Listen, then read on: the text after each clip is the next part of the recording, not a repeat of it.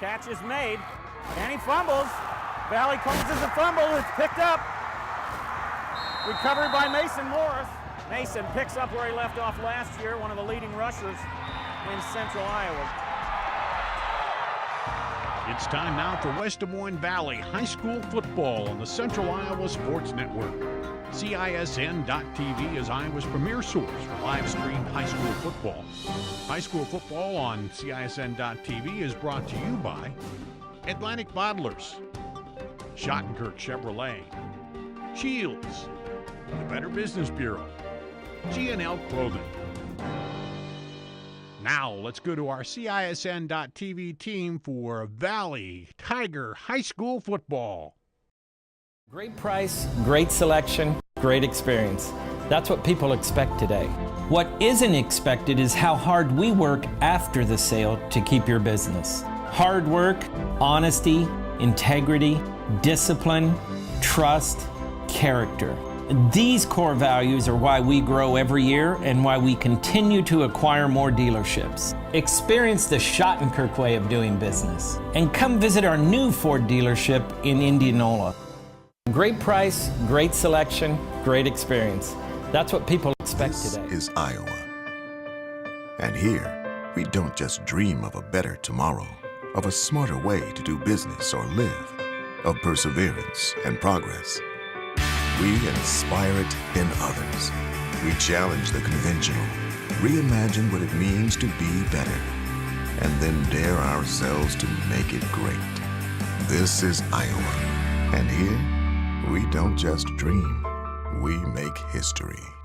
Here's to everyone who believes in competition and good sportsmanship, who knows it's not about the trophies or the medals, but rather the lessons learned. For those who understand, it's not whether you win or lose, just that you give your best. So go ahead, lace them up, take the field, have fun, and play. For the experience, for the memories, for the love of the game. Shields. Why do I look for the seal? It's about trust. Whether I'm buying a car, hiring a contractor, finding a tax preparer, or an honest mechanic, the Better Business Bureau seal means this business meets high standards. When I see the seal, I know I'll get what I pay for. No more taking chances and no more worries. And I feel good about supporting local businesses. My life is so much easier knowing I can always trust BBB accredited businesses. It pays to look for the seal. See for yourself at bbb.org/Iowa. Why do I look? Good evening and welcome to Valley Stadium. Dar Danielson with you this evening, and Keith Bornas here as we get ready for Johnston at Valley tonight in a big matchup for these two teams tonight. Keith, I think this game is going to tell each of these teams a little bit about themselves here after the first, has it been three weeks games already? That's We're almost halfway through here, aren't we? Now, temperature-wise, you wouldn't know that. No, you wouldn't. With the up, it was 93 when I pulled in the parking lot here. And, mid-September, that's a little warm. But Johnston had a Hail Mary pass to win their first game, and then the next two they won with double digits. Valley's first two games close, and then, of course, the rivalry game that they got handled pretty well by Dowling. But injuries have played a little bit of a role in some of that. And let's talk a little bit about what you saw last week and just a little recap and what you think happened there. Well, it's not necessarily about the injuries that had happened. Yes, it would have been nice to have a Mason in the backfield, and it would have been nice to have a Fugate to go along with Creighton Mitchell, and then Mitchell getting injured a little bit during the game. But it wasn't the injuries that cost Valley the game. Dowling just came out and played football. And Valley's got some things that they need to iron out before they become a team that really thinks if they're going to have a chance to make a run and make it into the playoffs and do anything in the playoffs, they have some things, some question marks they got to get ironed out, and that's going to start with their offensive line and have those guys gelled together. And they have steadily improved along the way, and that's typically a Valley program where at the very beginning of the year, if it's not there, it usually develops. Yeah. Well, I've seen a couple Johnston games. Last year, they started out 1-3, and then they got down to a must-win situation at the end of the season to get into the playoffs. This year, of course, you win. It doesn't matter by how many points. You're happy, and that helps you build. And talked with Coach Woodley last night, and he said they're still trying to build some depth, and they, it's easier when you're winning, Right. And but they're still trying to build a little bit of depth. They have Nord at quarterback, who's been played really well for them, and then Coleman, who's the two-way player, who's played well on defense and on offense, and they're trying to kind of find their way. And then Valley is still one of those mountains that they have to get over the top on, as they played them, knocked out of the playoffs 4 times by Valley here, and that's Coach Woodley admitted that last night. He goes, those guys are always tough, and this will tell us a measuring stick at where we're at into the 4th game of the season. Yeah, you talked a little bit about scores and how Johnston maybe feels lucky that they were able to pull out that first game against Centennial. Well, watching that film, it really wasn't a question mark. The score got away from them a little bit, and they had to make that play at the end to win. And I'm sure that all Johnston Nation is very pleased about it, but they really controlled the game. And so that's one of the things that Coach Swenson is very nervous about is up front, Johnston does have the people that they can control the line of scrimmage, and they also have some playmakers in the backfield. That quarterback is very elusive. And he's got speed. And then the one thing, too, these first 4 games, they don't count against your district record. Right. So it is a little bit of not a preseason, but it's a way to build, find those backups, find the starters and the people who are going to fill in. But if you do stumble and lose a game, then you get into district play, and that doesn't matter. Then you can focus on the district play. That's right. And you still got a chance then to get into, the state playoffs. That's right. And, overall seedings and things like that, you win your district, you're still going to host that first-round game. And so it's always something you want to strive for. And I think from Valley's standpoint, if they can hit a stride, and tonight is going to be one of those corners that really needs to be turned where the offensive line gels together. On the defensive side of things, Valley's defense is pretty good. It didn't look great last week, but they do have some very good, a great anchor in their defensive line. The problem, Johnston has a pretty decent offensive line, and they're going to be able to generate some time, especially with Johnston's offense. They're not going to have more plays. Their playbook isn't any bigger than anybody else's. Right. But it's going to look like it is because they're going to have so many different formations and motion, and so they'll find a way to give their quarterback some time. Yeah, they do use a lot of that. And speaking of quarterbacks, Bo, his first year as a starter, last year Nord got a broken ankle or something. Anyway, he injured his leg in the second game. He was out the rest of the season. So in a way, this is his first, full-time starting, Right. and so far he's proved that, speed helps a lot. Yes. Athletic ability, that It makes up for does. a lot as quarterback back there when you can scramble and then and run away. So that's a good tool to have with you, and then along with the line and the receivers to go with it. So, that always helps. As they say, as a coach, you can't coach the speed Right. and that kind of stuff. But That's right. Anyway, we're here getting ready for Johnston at Valley tonight in a matchup of 2 rated teams. Johnston coming in at 3, Valley here at 4. We're going to take a break. We'll come back. We'll talk some more about this in the pregame here coming up after this on CISN.TV. I opened the Hearing Clinic to offer patients and their families a positive healthcare experience. If you have trouble hearing clearly at church, at the movies, watching TV, or with your friends and family in a group conversation, what are you waiting for? In less than half an hour, we can give you peace of mind and answer any questions that you may have. Call us today to schedule your appointment. The Hearing Clinic, 515-440-3323. We listen, you hear. Hi, Ron here, head coach of Westside Auto Pros. When your car's on the injured reserve, you want to get it back in the game as soon as possible. I know that. That's why you need to bring it here to Westside Auto Pros. I have a team of experts that can fix almost every automotive injury. Whether it's a fractured joint, a brake, or if your car just got its bell rung, no problem. We can even do a complete physical on your car to make sure it's game ready for the entire season. So bring your car to Westside Auto Pros and we'll get it back in the starting lineup in no time. Hey, you guys are dogging it back here. Let's move it, move it, move it. Moms typically get to make a majority of the healthcare decisions for their family. That can be a lot of pressure, but not for me. Because I know the choice is ours. For medical tests like MRIs, X-rays, CAT scans, and of course mammograms, ask your doctor to refer you to Iowa Radiology.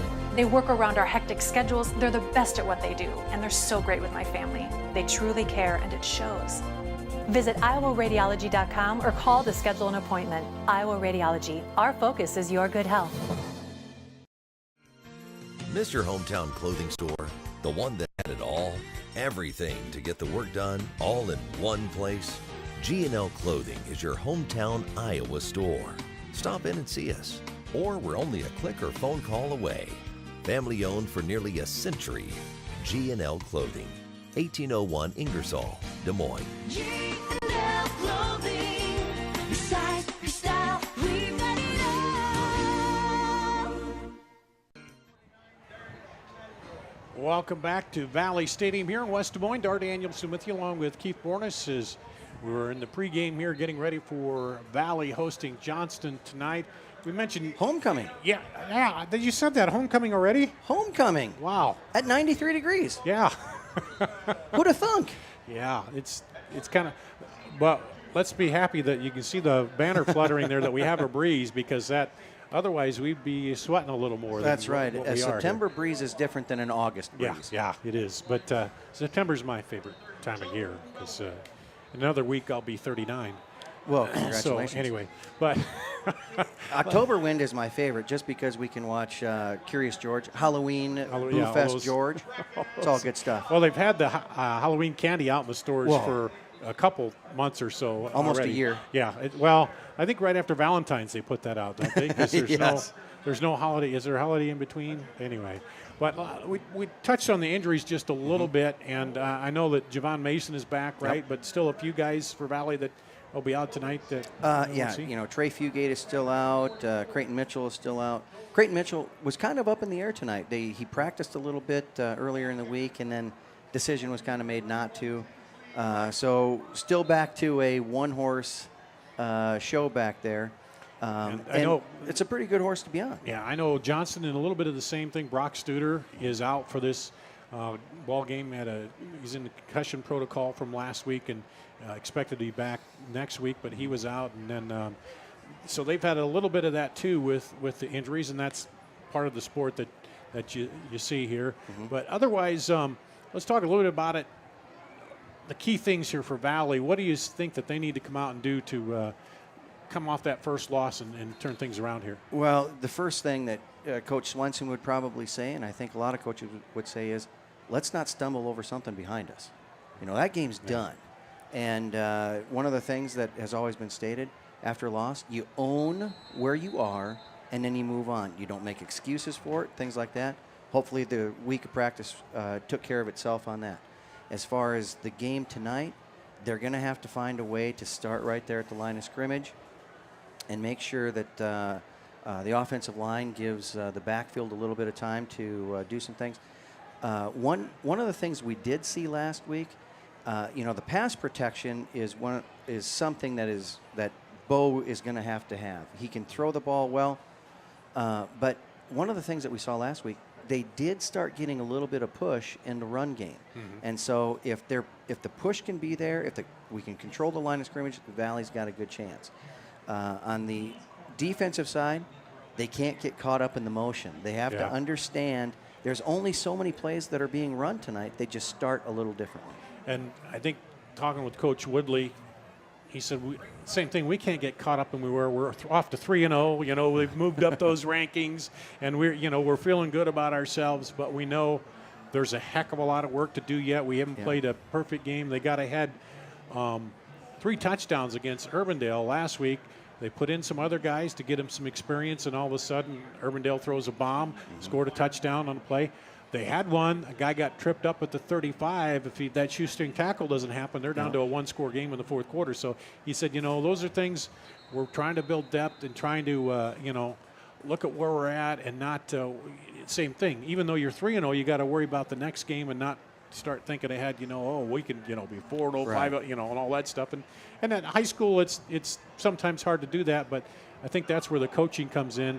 Because, we always talk about, they make the most improvement between the first and second game, but the good teams improve every week. They see what they did wrong. They coach what they need to get changed and make those improvements, and they make those adjustments for the teams they're going to face. That's right. And both of these programs, you're talking about very good teachers. Mm-hmm. up and down the line as far as the coaching staff is concerned, they're going to teach the game of football. And I think that's one of the things that Coach Swenson has done such a remarkable job of over his tenure here and his career. My gosh, he's still number 4, 5, 6, 7 as far as total wins in the state. And that doesn't happen by accident. No. So, well, we're getting ready here for kickoff in the pregame here. Johnston at Valley. Johnston in at 3-0. Valley 2-1 here. And the teams are both out warming up. We're going to take another break. We'll come back with more of our pregame. We've got a special ceremony coming up here in just a little bit, too, that we'll have for you. So let's take a break. We'll do that and be back with more after this on CISN.TV. Every month or so, there's another story in the media about when and how often we need to get our mammograms. Kind of confusing. When this happens, I like to consult with experts. So I called Iowa Radiology. They recommend women get an annual mammogram starting at age 40. They know that it's the best way to detect cancers early and save lives. And that's good enough for me. Visit iowaradiology.com or call to schedule your mammogram. Iowa Radiology, our focus is your good health. Many times at the Lodge of Ashworth, new members come to us from their big, beautiful homes. They find our spacious 2- and 3-bedroom suites to be an ideal fit. We have a limited number of these larger and penthouse-style suites, perfect for the retiring executive style living. We have suites ready for immediate move-in, or we can help you customize. The Lodge of Ashworth is all-inclusive, no surprise additional fees or upcharges. Call us today for a private tour and ask us about our flexible pricing plans. The other guys, they think they know what special means. At Godfather's Pizza, we do special, and we do it better. We add the T. There's a Godfather specialty pizza with your name on it. Classic combo, all meat combo, hot stuff, taco, yeah, even veggie and more. All of them piled high with the best toppings and 100% real cheese. Treat yourself special. Order specialty pizzas from Godfather's Pizza.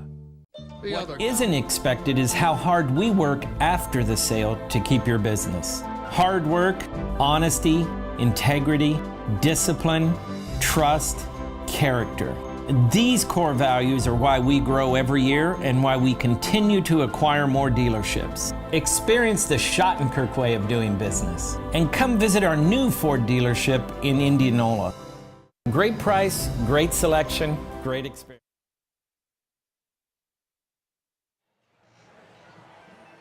Back here at Valley Stadium, Dar Danielson, Keith Bornes here as we get ready for Johnston and Valley here. And as Keith mentioned, it's already Tiger homecoming in the 4th week of the season. Usually isn't it supposed to be like in October or later in there? I guess it's supposed to be a little bit cooler and it's supposed to be a little bit darker earlier in the evening.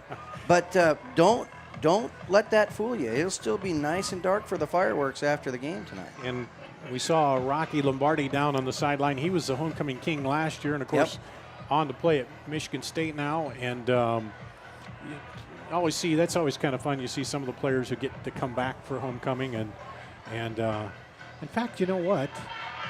My daughter said she was coming back, and I don't know that she said it was homecoming. Maybe it is at Urbandale tonight. It could be. Maybe it's an early thing now that you do. I don't know, but make the parades comfortable. Anyway, the two teams you see them out here. There's Valley warming up there, and let's talk a little bit about the whole question of Dowling. Can they be stopped? Everybody's talking a little bit about that in the early going, you know. And I know in football sometimes teams look like that, but it can come to a point where you stumble. You know, a team puts together a good game, but so far, what is it about them that you've seen that they're doing so well right now? I don't ever want to say that Dowling has not had an offensive line, but I don't think they've had an offensive line like they do now. They are big. They move well. Watch some tape on the Elders kid, and you know he's a guy that you wished was graduated already, and he's just a junior, and he's got great size. He has fantastic feet. He can get into a block make that block, put them on the ground, and then move off and pick up a second and third block if need be. It's pretty impressive to watch him play, and he's not the only one. Across the board, they look very strong up front. The only thing I see that is going to slow Dowling down right now is their defense needs to stay consistent all the way through, because a Johnston, a Centennial, a Valley, they do have playmakers. Yeah. And so you can't let a playmaker make a mistake of your own defense. And so they're going to have to continue focusing in on their defense and just make sure that it stays very sound. Okay. We're waiting on a ceremony coming up. They're going to have a dedication, I believe, of the scoreboard tonight. And yes, Brandon Ellingson, former Valley student athlete, tragically his life came to an end way too soon as he drowned down in the Lake of the Ozarks. And so our video board is in memory of Brandon Ellingson. He was a tremendous athlete and a great I tell you a little story about player. him. When I started coaching my son's 4-year-old basketball team in Urbandale, they have a coaches draft where you get together and they give you a list of kids who signed up, and then you pick. Well, we got down to the end, and we needed another 5th grader or another kid, and I saw this, well, there's a 5th grader there. He's got some good size. Let's pick him. So it came to practice, and we practiced. In the first game, our best kid is a 4th grader, broke his wrist. So I said to this kid, you got to kind of take over and show these young kids. He took over. He was great. He brought the young kids along. It was Brandon. And just a great kid when I knew him then. And then I saw him at, I was at one of my son's junior high track meets later, and he came, hey, Coach, how you doing?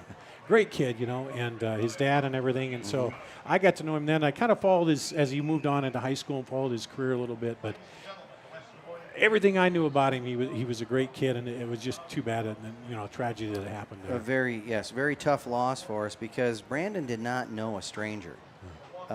He was one of those guys that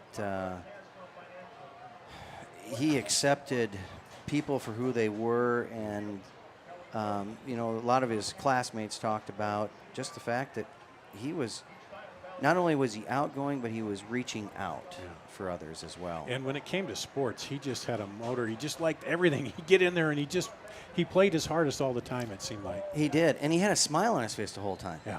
It's one of those things where, he played some fullback, he played some linebacker, he did a lot of different things for us over his freshman year to his senior year, and I remember one day at practice, he just got pummeled in practice. It's funny to say that he actually got pummeled in practice, but he got buried underneath a pile, and you could just hear him giggling underneath there like, hey, this is all right.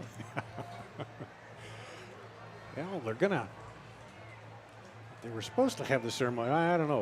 We'll see. Do we miss it, Jimmy? I don't think so.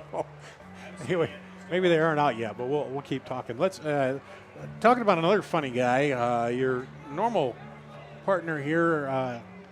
He said he was out in Seattle at a wedding today, but I think he's out there at a Mr. Legs contest. Because did you see him on his State Fair report where he entered that Mr. Legs contest? I did not see anything about it, and funnily enough, Paul never mentioned it to me. Didn't, huh? I don't understand. Well, you would have heard it probably if he'd have won. Oh. Because he'd be wearing the blue ribbon on his thing. But I don't know how he finished. He didn't win it, but anyway. Well, sometimes it's not about your legs, it's about your heart. Yeah, yeah. Okay, Paul's a runner up there, too. Yeah, we'll go with that. Well, still waiting here to see what they're going to do. You want to take another break? Yeah, let's do that. Jimmy Olson on the controls. We'll take another break. We'll come back with more after this on CISN.TV. When people visit the Lodge of Ashworth, they fall in love with our grounds. They're impressed with our dining room, but it is our spacious 2- and 3-bedroom suites that attract the most attention. With bay windows, full kitchens, large walk-in closets, and modern appliances, the Lodge feels like home. We have suites move-in ready, or we will help you customize. Create a home office, media room, or bedroom for visiting friends or family. Call us today for a private tour and ask about our flexible pricing plans. When people visit the And here, we don't just dream of a better tomorrow, of a smarter way to do business or live, of perseverance and progress. We inspire it in others. We challenge the conventional, reimagine what it means to be better, and then dare ourselves to make it great. This is Iowa, and here, we don't just dream, we make history. This is Everyone who believes in competition and good sportsmanship, who knows it's not about the trophies or the medals, but rather the lessons learned. For those who understand, it's not whether you win or lose, just that you give your best. So go ahead, lace them up, take the field, have fun, and play. For the experience, for the memories, for the love of the game. Shields. Here's to everyone who believes in competition. Seal? It's about trust. Whether I'm buying a car, hiring a contractor, finding a tax preparer, or an honest mechanic, the Better Business Bureau seal means this business meets high standards. When I see the seal, I know I'll get what I pay for. No more taking chances and no more worries. And I feel good about supporting local businesses. My life is so much easier knowing I can always trust BBB accredited businesses. It pays to look for the seal. See for yourself at bbb.org/Iowa. Why do I? Here at Valley Stadium, Dar Danielson, Keith Bornes, as we get ready for Valley and Johnston. And let's take a look.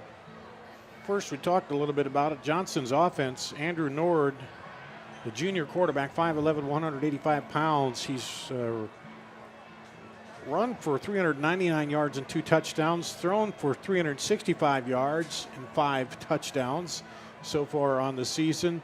Jake Meyer, normally the backup quarterback, will step in at running back tonight for Brock Studer, who is out. Colin Hushagen will be in there with him, too, a little bit in the backfield. Anthony Coleman, the two-way player for them, who's stars on both sides of the ball, is in. He's caught 6 passes for 111 yards and 2 touchdowns so far on the season. Gavin Sullivan, another wideout, Edward Thompson, and Peyton Williams. Offensive line, Garrett Molander, 6'2", 235-pound senior. Ethan Arnold is 5'11", 260-pound senior. Micah Crott, 6'1", 220-pound senior at center. Right guard, Jake Thompson, 6'4", 285-pound senior.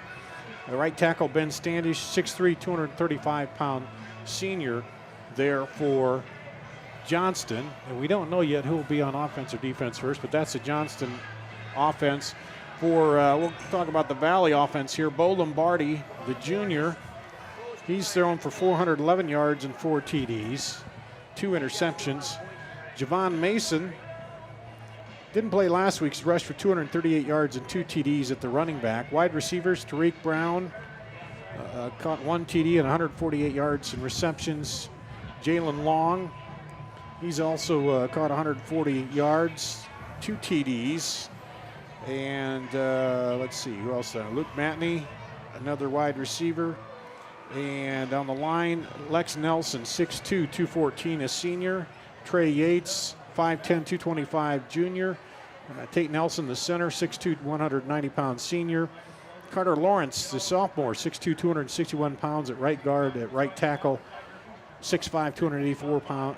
Jake Remsburg, the junior, on the offensive line for the Tigers. We'll talk a little bit more about the defense when we figure out who's going to. Dar, I think what's going to be happening here is the clock is just winding down here to 0, which doesn't mean the game is going to start. It actually means that the March Masters are going to take the field, and so we're about 15 minutes from kickoff. Oh, we're still 15 minutes? Oh, okay. According to the game plan, we are about 15 minutes from kick. Okay, so everything got pushed up a little bit because of the first game. Is that the deal? Yes, and you know, right now we are actually going to have a moment of silence for remembering a Johnston student, Ali Hashim, was killed in an accident. I think was it a bicycle accident? Maybe? Accident up on Merle Hay, and so our thoughts and prayers go out to the family, and they're observing the moment of silence as we speak right now.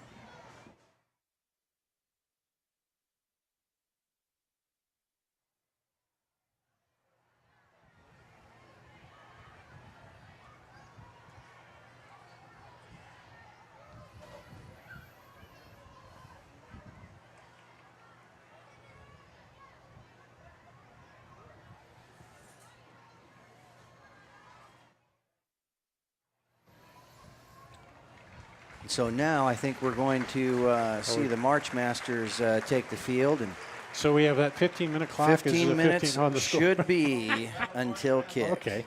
Well, let's talk a little bit then about a little more about 4A and the ratings. We talked about Dowling, Iowa City West. That was a big win over Cedar Falls they had last week because Ames came into Cedar Falls, and Ames, and Cedar Falls just pummeled them. Mm-hmm. And then turn around in a tight overtime game. Iowa City West beat Cedar Falls. And you may know a little bit more about the eastern side teams. I don't get to see them much, but I don't know if you hear any more or not. Then Johnston at 3, Valley at 4, Council Bluffs Lewis Central is at 5, and I understand their quarterback hurt his hand or wrist there, and so he's going to be out for a little bit, from what I understand. That would be very unfortunate for Lewis Central. He is truly an amazing athlete. I remember watching at the state track meet this past spring, and not only was he there and performing very well, the couple of football coaches from the University of Iowa were sitting up in the stands kind of watching him and a few other guys. And so I think he's one of those guys that's kind of known around the state, and he's just a junior. Yeah, and I saw him over the Urbandale played him. Well, I don't know that he was starting at that point, but he came in, and yeah, he made a big difference when he came in there. Well, yeah, and we played them last year. Did we play them in the playoff right away, or was it during the regular season? I can't remember, but we felt pretty fortunate to get a stop on him. Then you look at Ankeny Centennial, and they beat Roosevelt 13-6 last week. And Roosevelt, they must have another. They get that offense of theirs going too, and they are tough sometimes to play, aren't they? They are. Just when you're in Class 4A, you can typically find a pocket of good athletes in your school, and those athletes, you do everything you can to find a way to get them the ball. Keep going, yeah. And so if they can get that done, it'll be very interesting to see what Roosevelt does. Then Pleasant Valley, Cedar Falls, Cedar Rapids, Prairie, and Waukee round out the ratings, and I think we're going to have the national anthem here, so we'll pause for that.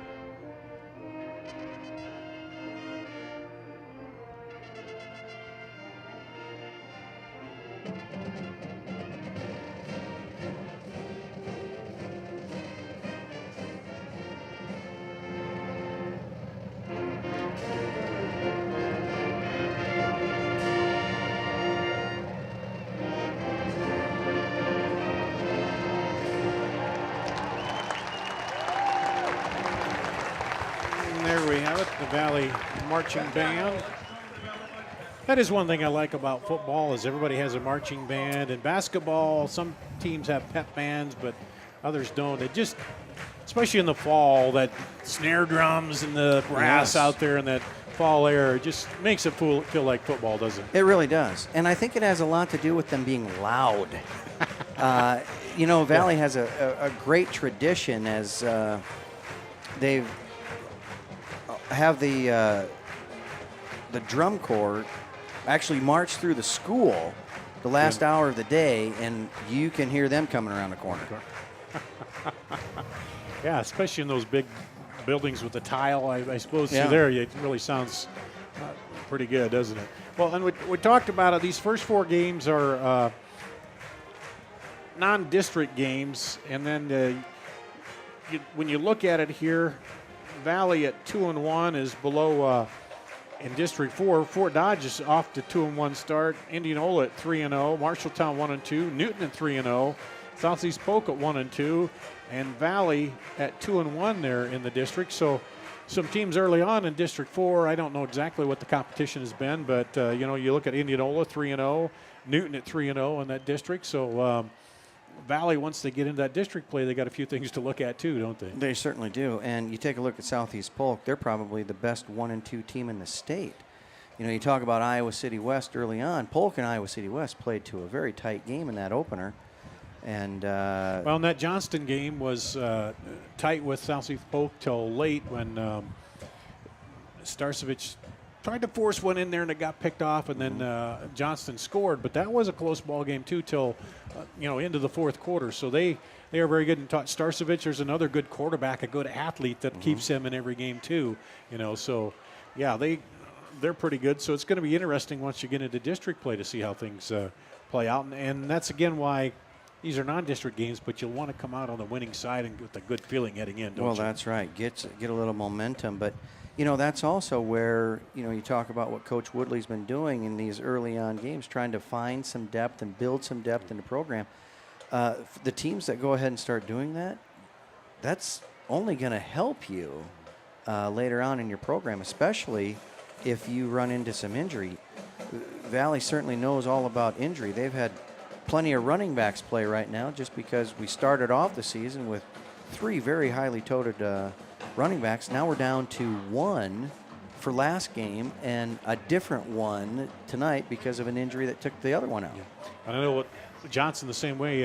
Jackson Steigers, he was their punter and receiver, and he got knocked out at playing receiver in that first game and then didn't play in the second game. And it's it isn't even sometimes those big injuries. It's, you turn an ankle or something and especially if you're a big lineman, that can bother you and not have you at full speed. Well, yeah, anymore. It seems like some of these high ankle sprains can keep you out of a game or a season as long as an actual broken bone does sometimes. Well, the Valley dance team out there. And then just looking over at District 1 for Johnston, they're 3-0 there. You got Des Moines Roosevelt at 2-1, Waukee at 2-1. Let's see, East at 1-2. That's Des Moines East. Sioux City East at 1-2, and Sioux City North at 0-3. And what's your take on the district play here so far? I mean, since it's been implemented, what do you think about it? Well, they continuously switch the district around, which I think is a good thing. Every 2 years, you get a couple of new teams that come in, and the tough thing about having the district play is it's hard to build the rivalry that's going to be there year in and year out. So that's a nice thing about what they're doing.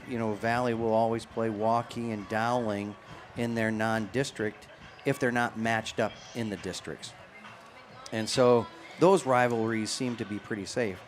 But as these districts have kind of gone on for several years and you see teams that you wouldn't normally see, you start to build a rivalry with them because, well, we saw them 4 years ago and this is what happened. And it's amazing the memories that people sometimes have. So the district itself, I don't know how else you would do it in Class 4A just because there's only 48 teams. Yeah, and then to make it when you travel and stuff, and it's so as it stands, we understand, and I think both the east and the west side of the state are doing everything they can to move it around enough that you see those teams enough in a short amount of time that there can be a little bit of a rivalry. But the non-district games are the ones that really start drawing the crowd. It's almost like you should play your district games at the beginning of the year, have your big rivalries at the end. Yeah, but it's a little more fun when there's a little colder and you get that's right. into that fall weather like we talked about. And and also there's going to be some differences too. I know with Question. Yeah. Animal House night for Johnston, the togas across the. What's going on with Johnston? You got togas over there. Is it Animal House night? Togas? Oh, the Johnston student section? Yeah. Jimmy Olson was pointing out they have togas. The students are always trying to one-up each other. At Waukee, they have students that sit down in the front and they wear these pea costumes, pea pods. And, yeah, I don't know what the significance All is, right. but okay, I think here's Brandon Ellingson Yeah. up on the video board. By Ellingson, that kid just everywhere on this side.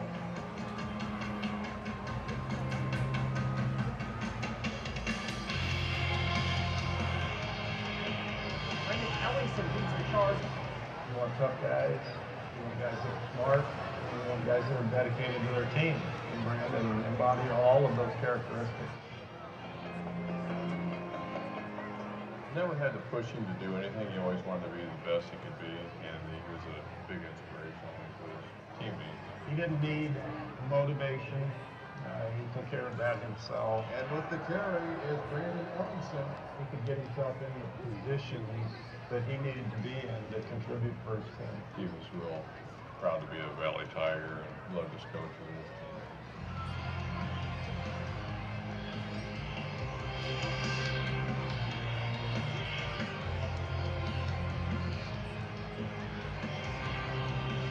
I think just his overall perseverance and his love of his teammates, and he'd do anything to help the team win.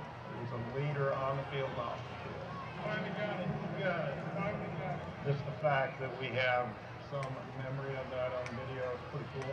And Brandon would be totally honored to have that be dedicated to him. And but yeah, he was such a team player that it's really dedicated to the class of 2011 since they were 4A state champs. It's a way that we can honor him and his contributions and his memory. Just loved life. He just always had a smile on his face, and he was just proud to be a Valley Tiger.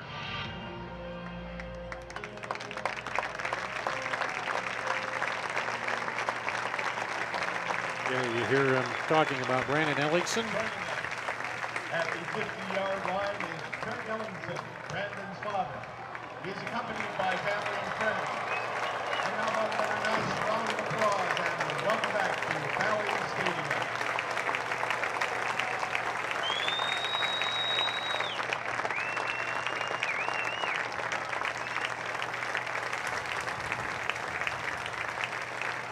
And just knowing his dad, and I work in the media, and he has handled it so well. Yes. I mean, I couldn't do that the way he has, But And you would hope you never have. Yeah, you wouldn't want to, but for somebody and to have something like that, a child taken away from you, it's just got to be horrible. Right. But, And one of the things that Craig talked about a little bit was just, that Brandon would be very honored to have us talk about him like we are. And the other thing that wasn't really stated there is he'd also be a little embarrassed by it. Yeah. Because that was the thing with all that infectious energy and stuff that he had. He never tried to do stuff that there was nothing over the top. Brought it to him and took it away from other people. Yeah. Well, we are about ready for football here, I think. Homecoming football. Homecoming football with a little more extended pregame. And we'll have the captains come out. I think, unless they did that already. Well, I don't think they did, no. Yeah, it's going to be coin toss here in just 30 seconds. Dar, can you hold your breath until coin toss? Give it a shot, man. I used to be able to. I don't know. Paul Yeager could. Well, yeah. Wait a minute. You could get him to be quiet for 30 seconds? How did you do that? Well, we took his I microphone. know. You got to make it a contest and say, Paul, I bet you can't hold your breath for 30 seconds. That's and then right. he does. Hey, Paul, look over there. Yeah.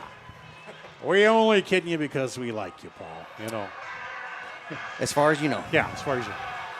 We're not laughing at you. We're laughing with you. And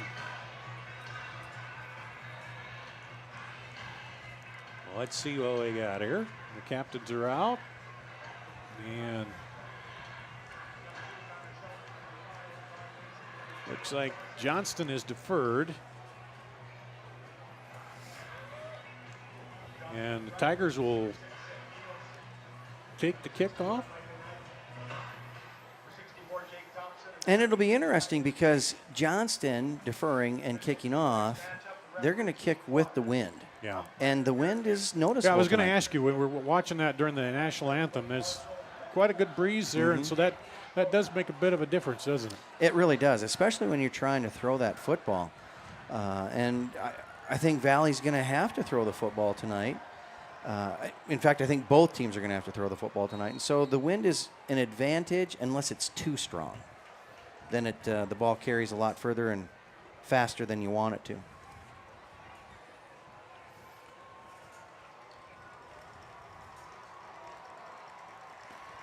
So it looks like Jalen Long and Javon Mason back deep. With Tariq Brown.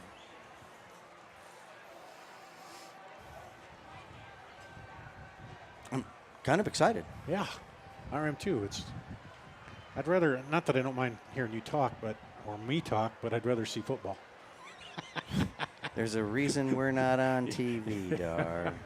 Wait a minute, we are. Oh, wait. Yeah. And thanks for all of you for watching tonight on CISN.TV.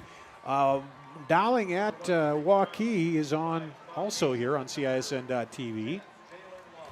And we are about ready to boot it away here.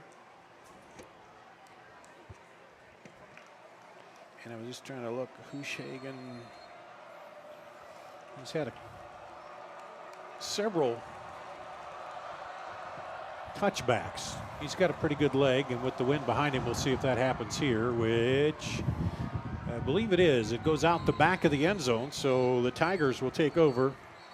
1st and 10. Something is amiss there, Dar. Is there? Yeah. A touchback is usually returned by the Sonnenberg kid. I didn't see him back there. Didn't see him back there. Valley will take it 1st and 10 at the 20. Bo Lombardi, the quarterback. In a familiar number 12. Javon Mason, the tailback. 3 receivers to his right. As you see, 1 to the left there. Valley in the black. Dropping straight back. Throws out to Brown. Bobbled it away out of bounds. Nope, incomplete. And right down the field, in the middle, wide open, was Carson Shelton. Yeah, it looked like he came down the seam, but he looked early out to his right, didn't he, Yeah. with that? Well, this time he'll send 2 to each side. Lombardi now looks to his left. Hits a man out there, Jalen Long. And he's going to get about 5. So an interesting spot. I thought 4. Yeah, I thought he had a little more too. Yeah. I thought he had about 5 on that. So 3rd and 6, 3rd and long here for the Tigers with Quinbacks back there. And he hands it off, trying to cut it up and going to be pulled out just short, about a yard short of the first down is Mason. But a nice, safe run early for Mr. Mason to get him back into the field of football. So he picks up 5, but it'll be bringing up 4th down and 1 at the 29.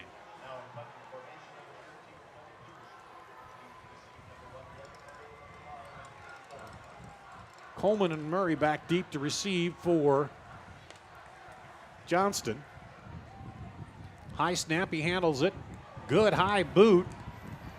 And Coleman says, everybody get away from it. They do, and it's going to go dead about the 34.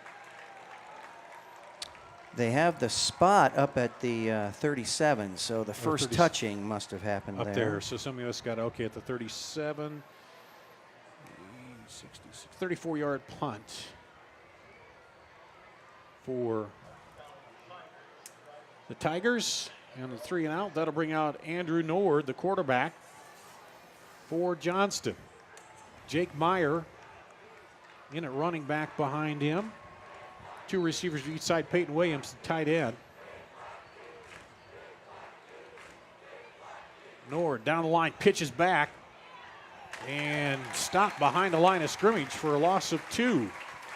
That was a great job by Valley's defense picking up that option play. One of the tough things to do in reading the option, playing it defensively, is just you got a good running quarterback, you got a good running back, and so if you're going to get it stopped, you have to take that first threat early, and that would be the quarterback. They forced the pitch early. That's the first time I've seen that play, I think. Here, Nord back quickly, hits the receiver out at the right side. He almost busts through the line there and is pulled down up across the 50. That's Coleman, a quick out to him. And Coleman moves it up to the 50, a pickup of 15. Seeing as how we are on TV, those of you watching at home, I'm telling you, that was a tight fit. The ball thrown perfectly into a lot of traffic. Here's Nord again. 1st and 10 at the 50. Dropping back. Throws it out wide to the right side and way over the head of everybody, down to the 10-yard line, about 10 yards ahead of everybody. But good coverage down there on the defense. Yes. Last week, and I'm sure they saw this on film, Mr. Sampson was beat deep a couple of times, and so you can rest assured Coach Rebarger and the rest of the defensive staff had that conversation, and he really played the defense ball well on that one. And they go double slots here. Almost got Valley to jump. And the 2nd and 10 play, Nord hands it off to the deep back. He plows right into the center of the line, and he finds nothing but a black wall in there. And that was Huschhagen into the backfield. Darius Manuel in there. He has really developed himself into a great defensive football player for Valley. And he's kind of I don't want to say he's the anchor because they got 8 guys that can play defensive line right now, but he has certainly solidified himself as a great player. Big 3rd and 10 here. Trips to the left for Nord. Across the formation in motion came Thompson, rolling out and hits his man up across the 40. Still going. Pushing ahead down to the 30. No, is it taken away? No. What are they going to say? Was he stopped? I think they're going to say his form of momentum stopped. It's Valley football. Or is it Valley football? Well, they're talking it over. Talking.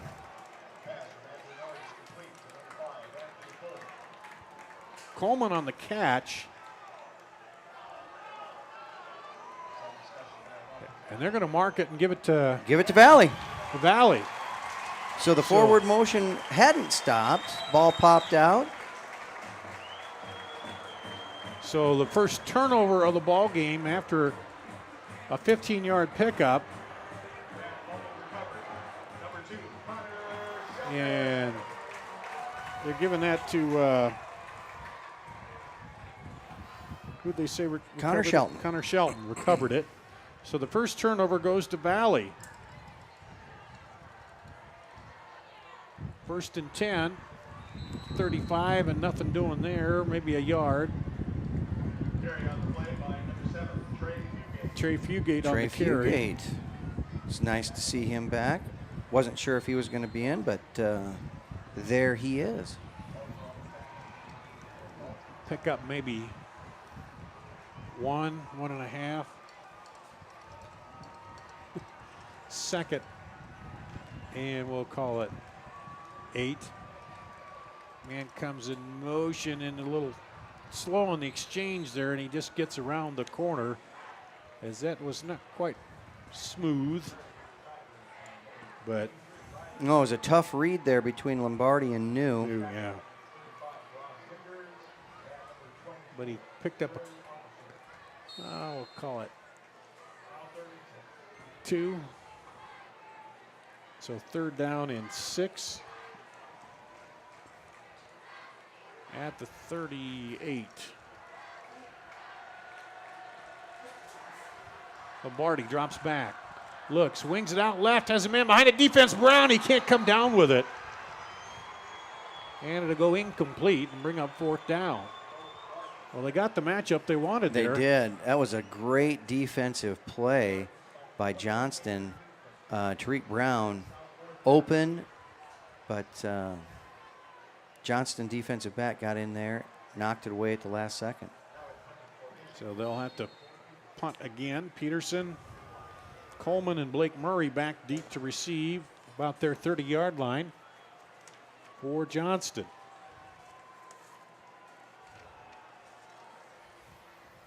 Low snap, he takes it up. Punt short, hops at the 40, he rolls back, but then goes back Valley's way and picked up another 5 on that. So it'll be right back. Well, that's where they started their first drive at the 35-yard line. So 1st and 10 at the 35 after the punt. So 27-yard punt that time. And it'll be 1st and 10 for Johnston. Nord back out. Man in motion is Thompson. Nord keeps it, trying to turn the corner, and nothing there. They knock him out of bounds. Nice job by the defensive end, setting the edge, forcing the runner to continue to run wide and stretching that play out. And that's what you got to do with Nord. If you let him turn it up and find that inside, then he gets into the second level there, and he turns on the speed, and then you got issues. So 2nd down and 9. They'll go to the double wings or double slots there. Nord, no score early going. Hands it off to, I think, Hushagen up the middle. Ball pops out late, but the official's going to blow it dead. Out of the pile. And it's going to end up. Marker. Oh, that was Meyer, I guess. He lost 1 on that. And drops him back to about the 36. 3rd and 10. If you remember in the first series that Johnston had, it was 3rd and 10. They pick up at 10 yards on a quick little pass. This is where a defense really needs to stand in and get a stop. Thompson across the formation. He turns it up. Nord throws it out wide. Got a man wide open. Out at the 40, and he can't handle it. Oh, man.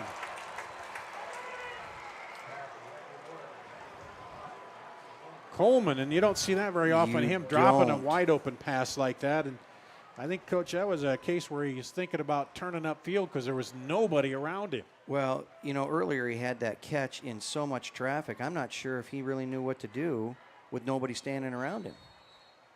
Brings up a 4th and 10 at the 36. So turnover in their first possession, then Tigers force a punt here on the second possession for Johnston. And Hushagen will go back to punt.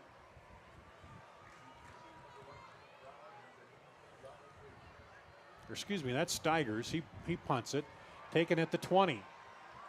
And then brought down immediately at the 26-yard line. A return to 6 yards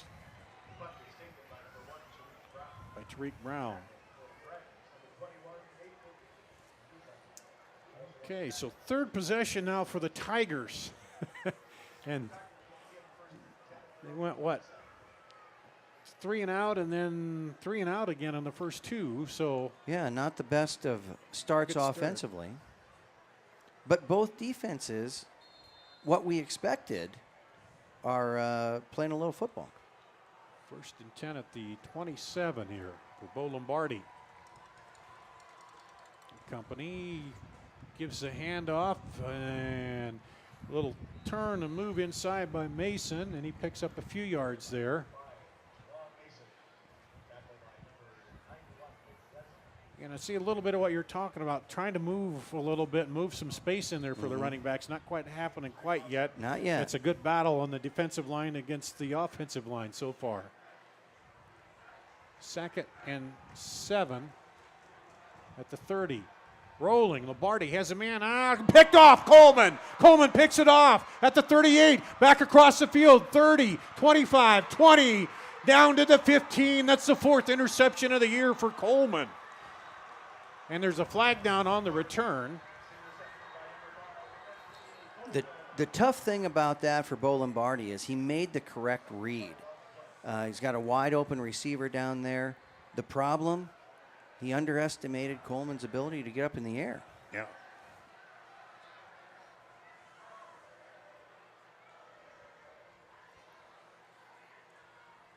What do we got? Block in the back on the return.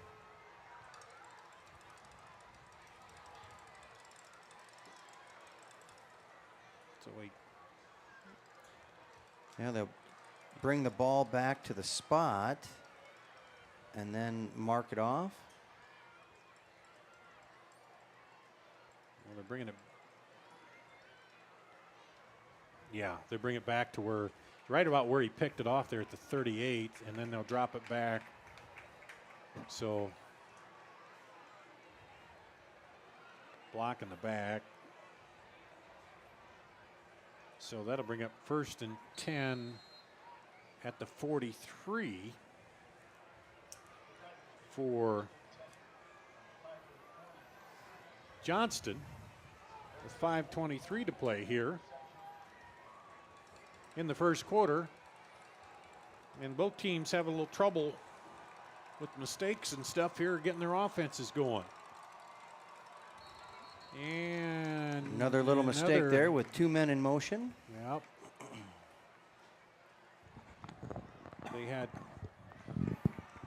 They brought Thompson across out of the slot, and then they had somebody else in motion. Blake Murray. Murray, was it? Yep. Yeah, the receiver.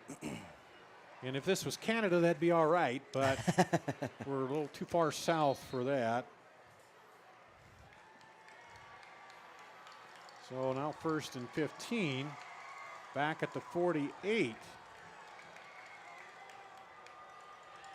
Here's Nord. Thompson in motion again, fakes the handoff to him, takes it up the gut, and is dropped after a pickup of about 4. He does have a very quick burst. And so as a linebacker, you got to make sure that you read and find that ball right away. And that's the first time we've seen that. They worked that very successfully in the last couple of games, that, you know, fake it to that jet sweep coming in, and then he reads it and takes it up the gut. And as a lineman, you got to kind of watch that. Now trips to the right for Nord. And hands it off to Coleman. Coleman just takes it around the end and gets the corner turned and gets stopped. Oh, they are not happy over on the Johnston side. They said his knee came down. Yeah, after about 2 yards, and he kept going, which would have been another 3 or 4 yards, but it's going to end up being about 2. And that'll bring up 3rd and long, 3rd and 7 at the 44 for Johnston.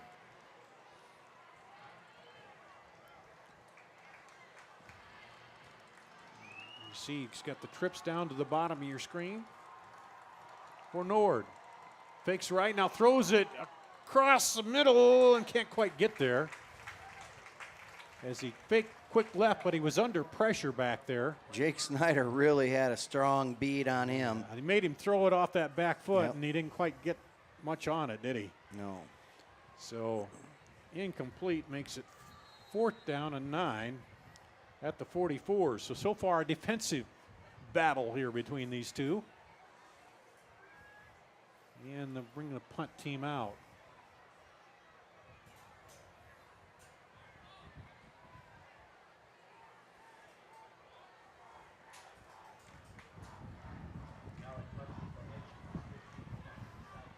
And the kick is going to go toward the sideline and out. Almost got it kicked up into the first row of seats and he's there. Coming up the sideline and going to see where it went out. Still coming. That's right. Valley fans say, keep going, and man, all the way up to the 32-yard line. Now, for those of you at home, the white hat actually spots the ball as it goes out of bounds, and he keeps an eye on it. And then they both, the line judge and white hat, have their arms up in the air, and as the line judge keeps coming up, he'll stop when the hand comes down. Tell him where it was. Tell him where the ball went out. So just a 24-yard punt here for Johnston, and the Tigers are back out. No score here, 3:50 to play in the first quarter, and quickly corralled before he can get up ahead of steam is Fugate. Right now, Coach Swenson kind of alternating running backs every series here. So both of them very dangerous, have great potential to break one at any time. So trying to get a feel for who should get more carries. I'm going to say no gain there. 2nd and 10 at the 32. Lombardi hands it off. Fugate this time gets a good forward motion in there, spins through, and picks up a good chunky yards, maybe about 5 there. 1, 2, 3, 4, yeah, about 5-yard pickup. So that brings up a 3rd and 6. Short 6, I'd say probably. Yeah, a long 5. Long 5, short 6. And Lombardi sends 2 receivers to each side. Hands it off. Oh, and just tripped up as he saw the hole, was trying to cut toward it there. Fugate, but got tripped up in the backfield. It doesn't matter how good you are. If you've been away from the game and away from live contact and game situations, you're just not used to it right away. And it's something you got to kind of acclimate yourself back into it. If Fugate hadn't have been injured, the trip maybe still there, maybe not.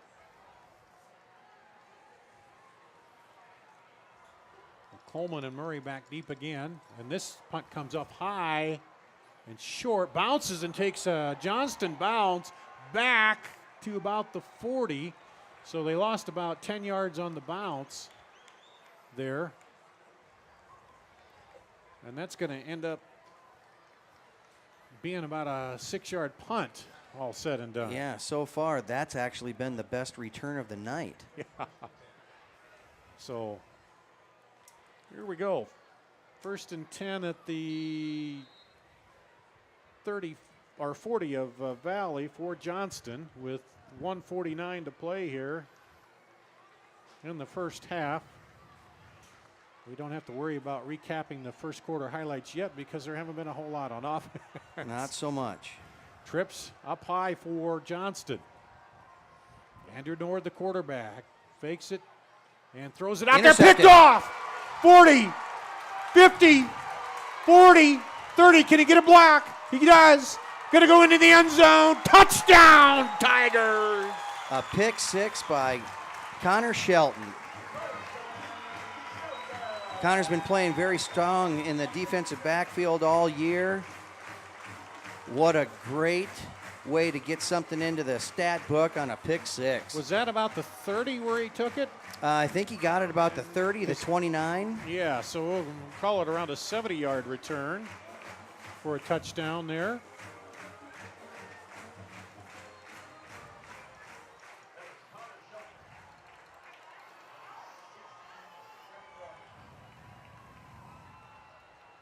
We're giving him 67 officially.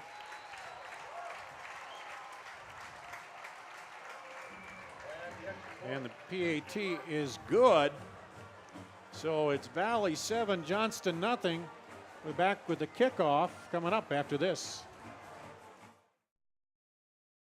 I opened the hearing clinic to offer patients and their families a positive healthcare experience. If you have trouble hearing clearly at church, at the movies, watching TV, or with your friends and family in a group conversation, what are you waiting for?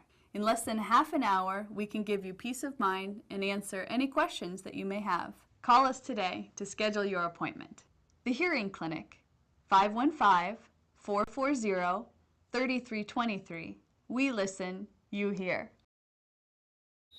Hi, Ron here, head coach of Westside Auto Pros. When your car's on the injured reserve, you want to get it back in the game as soon as possible. I know that. That's why you need to bring it here to Westside Auto Pros. I have a team of experts that can fix almost every automotive injury. Whether it's a fractured joint, a brake, or if your car just got its bell rung, no problem. We can even do a complete physical on your car to make sure it's game ready for the entire season. So bring your car to Westside Auto Pros and we'll get it back in the starting lineup in no time. Hey, you guys are dogging it back here. Let's move it, move it, move it.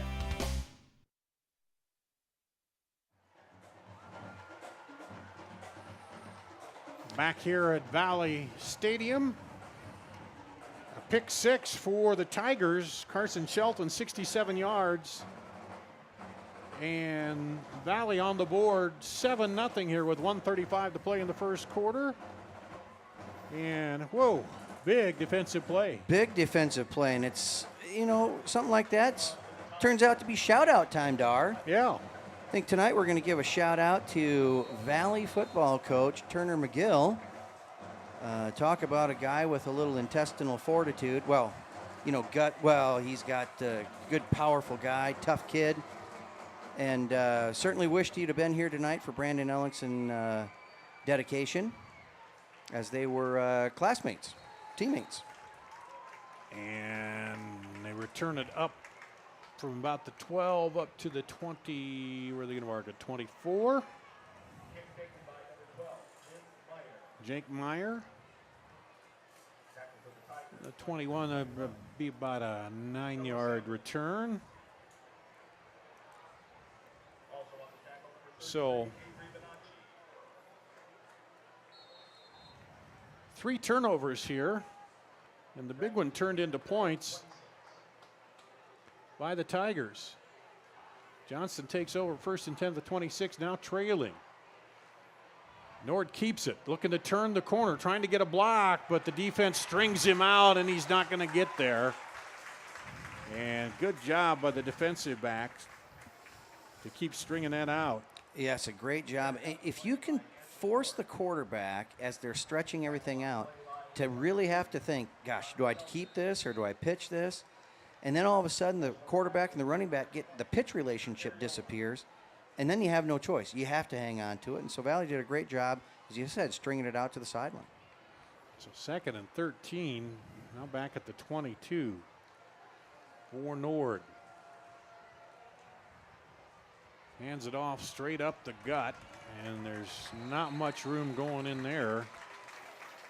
As you got Darius Manuel, Logan Castle, Jacob McCudden, Logan Krausman right up in the middle. Hughshagen got one out of it. We'll call it. And now a 3rd and long here as we go under a minute to play in the first quarter. Nord offset back to his right, rolling right, looking upfield, throws it out to Coleman, and he can't bring it in. A little bit high there. And now the Tigers forced to punt. And wow, the momentum has just shifted with that interception, hasn't it? Yes, it really has. And, with the exception of the one play where Coleman dropped the pass, the long pass, the coverage has been solid all night on both sides, and we expected it to be a really strong defensive game. And but that shift, that pick 6, that can really get some energy going on one side of the ball. Well, Coleman got the pick for Johnston, and then then they fumbled it back, or was it after that? I'm trying to think of how things have gone here. Well, yeah. But anyway, Johnston wasn't able to cash in on their turnover there. And then Valley takes it to the house, and this is a high punt. Brown called for the fair catch and takes it at the 32 for the Tigers. 56, so there'll be a 34-yard punt. And Valley takes over now 1st and 10 at the 32. Playing now with that lead, does that change much on offense for you, or you're still trying to get things going, aren't you? Yeah, it's a situation where you're still trying to figure out what's going to work for you. And right now, because both sides are going to try and platoon as many guys as they can, you just have to find an advantage one way or another, but it's really going to boil down to energy. Lombardi looks to throw and then pulls it down, and then he's pulled down. In there by, I think it was Jake Ryan. Yep, the big tackle in there. 6'2", 250-pound senior pulls him down, and I think that's going to do it for the first quarter. So the Tigers will come out with 2nd and 14 at the 29, but they're leading here after scoring on the pick 6. We'll be back with the second quarter after this on CISN.TV. Moms typically get to make a majority of the healthcare decisions for their family. That can be a lot of pressure, but not for me, because I know the choice is ours. For medical tests like MRIs, X-rays, CAT scans, and of course mammograms, ask your doctor to refer you to Iowa Radiology. They work around our hectic schedules, they're the best at what they do, and they're so great with my family. They truly care, and it shows. Visit iowaradiology.com or call to schedule an appointment. Iowa Radiology, our focus is your good health. Miss your hometown clothing store? The one that had it all? Everything to get the work done, all in one place? G&L Clothing is your hometown Iowa store. Stop in and see us, or we're only a click or phone call away. Family owned for nearly a century. G&L Clothing, 1801 Ingersoll, Des Moines. G&L Clothing, your size, your style, we've got it all.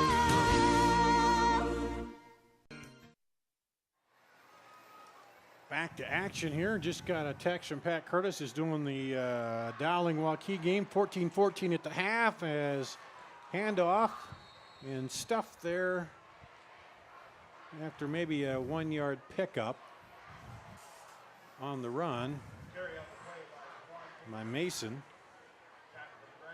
So they got started at 7 o'clock, I think, and they're at halftime already, and it's 14-14 there. Waukee and Dowling, interesting matchup there. It is, and you know, we talked a little bit in the pregame about Dowling. They just need to make sure that their defense continues to stay in there because Waukee has some playmakers. Lombardi back under pressure, gets hit. He's trying to swing it out there to Mason, but got pressure in there by Bacon. And Tyler Bacon, the defensive end, came in, and as he tossed it, he gave him a little shove and brings up 4th down. I think the Valley crowd thought too much of that, but it was still, no, he didn't unload on him. Still just a little push as just he was trying to get the pass up. How are you? Yeah, hi. And I got Bacon jokes that I'll use later if he gets in on another play here. So 4th and 14 at the 28. Connor Russo into punt this time. Valley with the wind at their back. And this one is a nice punt, comes in flat, taken by Coleman, and he's dropped immediately. A flag's down. And I don't know if that was some kind of fair catch or interference with the catch call. Well, it'll be interesting to see what they call because he kind of made a gesture with his hands. But I don't know that he brought, yeah. So I don't know if it'll be a, like, do they have an illegal fair catch? I think they do have a, if you don't, yeah. There is an invalid, well, they're marking it back. So we'll see what they do, call it. That's a 10-yard penalty there. So the trickery did not work. Said delay of game, so maybe that's okay. What? Yeah. Wow. Yeah, he said. So I don't know if it was because. Yeah, maybe that's the same thing as an illegal fair catch. Yeah, as he. If Aunt Cheryl's watching, yeah. she could look that up and get it to us.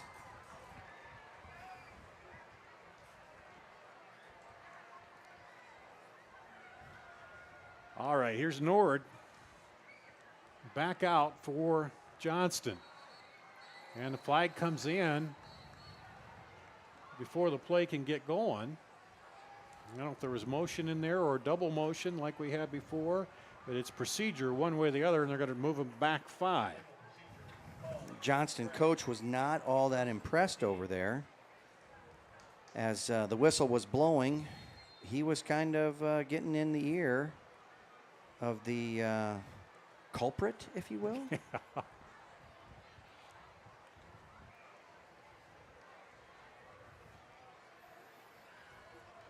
Well, here comes Johnston with twins to each side. Man in motion. They fakes it. Nord looks to run. He springs around the outside, and the contain is there, though, and stops him. Before it looked like he was going to cut up there, Keith, and then decided to keep going outside, and That closed quickly. It did. I was thinking the same thing. He had to have felt that linebacker scraping off and coming into outside. The reason he was going to cut up is because the defensive back over there had outside contain. He had his outside shoulder free, so he wasn't going to go anywhere. And so, when the inside plugs up, had to string it out. Dropping back, Nord. Swing it over, picked off again at the 20. 20, 15, 10, 5, touchdown!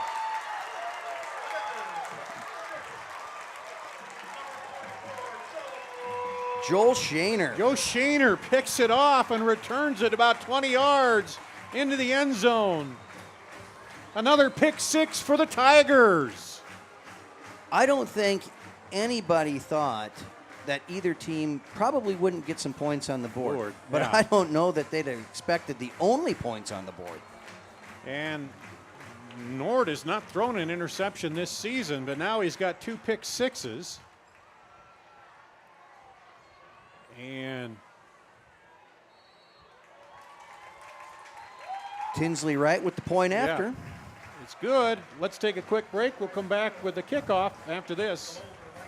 Every month or so, there's another story in the media about when and how often we need to get our mammograms. Kind of confusing. When this happens, I like to consult with experts. So I called Iowa Radiology. They recommend women get an annual mammogram starting at age 40. They know that it's the best way to detect cancers early and save lives. And that's good enough for me. Visit iowaradiology.com or call to schedule your mammogram. Iowa Radiology, our focus is your good health. Many times at the Lodge of Ashworth, new members come to us from their big, beautiful homes. They find our spacious 2- and 3-bedroom suites to be an ideal fit. We have a limited number of these larger and penthouse-style suites, perfect for the retiring executive style living. We have suites ready for immediate move-in, or we can help you customize. The Lodge of Ashworth is all-inclusive, no surprise additional fees or upcharges. Call us today for a private tour and ask us about our flexible pricing plans. And we're back for the kickoff after the second pick six by the Tigers, and they're up 14-0. Kickoff comes into the end zone for a touchback, and well, Keith, if the offense isn't working, you want the defense to pick you up, and they picked him up and dragged him into the end zone twice. That's right. Get him back out there. Hey, Dar, did you realize we're on TV? Yeah. Do you know who else knows we're on TV? Who's that? Melinda Dunwald. Oh, she does? She does. Oh. She's at home watching it. Well, hello, She Melinda. yeah, she took pictures of us. Cool. Yep. Well, let me know if she wants an autograph. I'll send it to her. Not a problem. I'm sure she's waiting for it, so just go ahead and get it signed. I'll drop it off. Well, I got to get the check first. No. Just kidding, Melinda. Just kidding. Well, okay, Johnston's going to try it again here after 2 pick sixes. And there's a handoff up the middle. And going to get maybe one there. And that is Jake Meyer. Well, I watched the Michigan game where he threw 2 pick sixes. They were down. I drove up to the Iowa State game. I get in there, get up in the press box, and he said, Michigan's leading this game. What? They just threw 2 picks. So, I mean, it can happen where you can come back. I think Johnston just needs to settle down and get a drive together here, don't they? They really do. But both teams, they're not necessarily drive-oriented. No, they aren't right now. And there's a handoff to the inside back coming back the other way, and a little misdirection that time. As they get it to Meyer, they faked it inside to Thompson, the slot, coming through there. And Meyer gets good yardage, so that gives him a 3rd down and short. Picks up 7, makes it 2nd and 2 at the 28. Nord. And one thing you don't ever see Nord do is go under center. Starcevich at Southeast Polk, now he'll come up under center at times, and then he'll stay back in that pistol with shotgun. But Nord, I've never seen him. And there's a pounding in the backfield. Joe Wellman read that and put the hammer down on Jake Meyer before he could get anywhere. Yes, going. and that is a big defensive play You have two. Were they back-to-back pick sixes? Not back-to-back, no.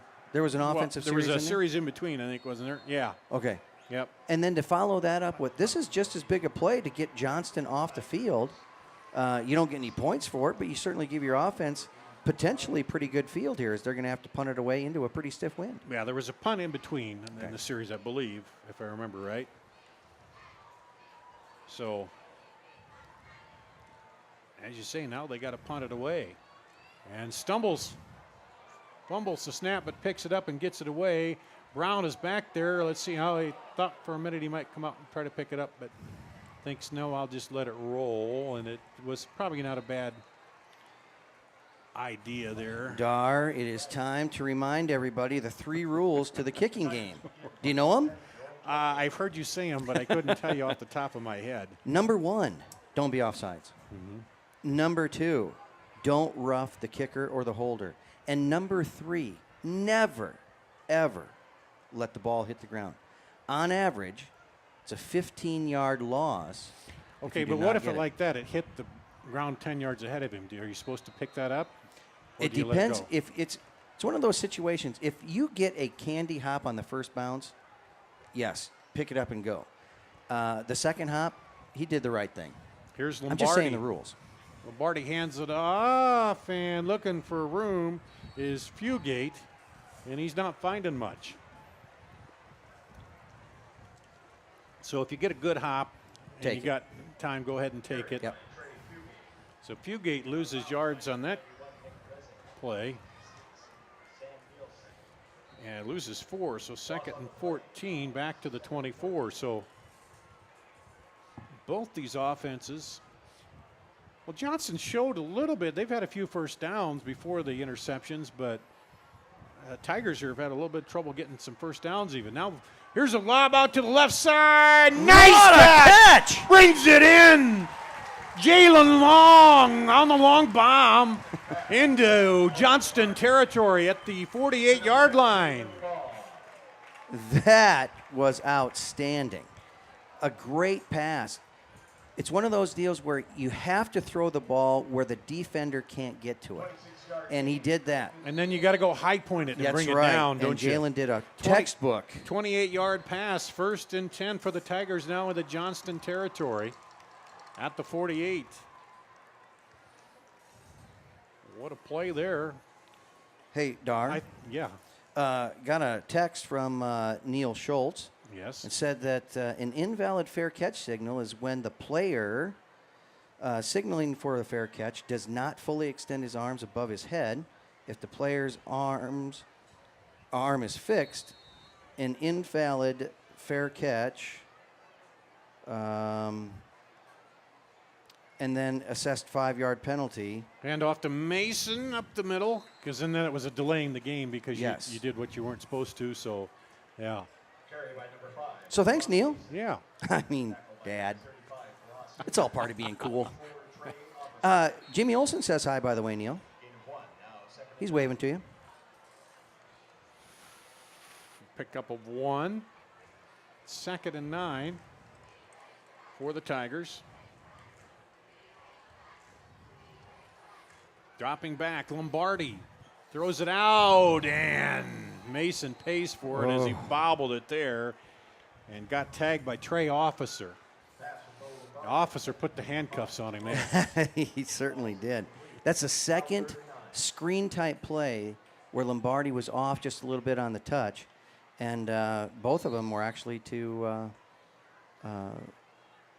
I'm not Mason. making excuses for him, but he played tight end last year. He didn't play quarterback. Well, and that's a solid point. And that, and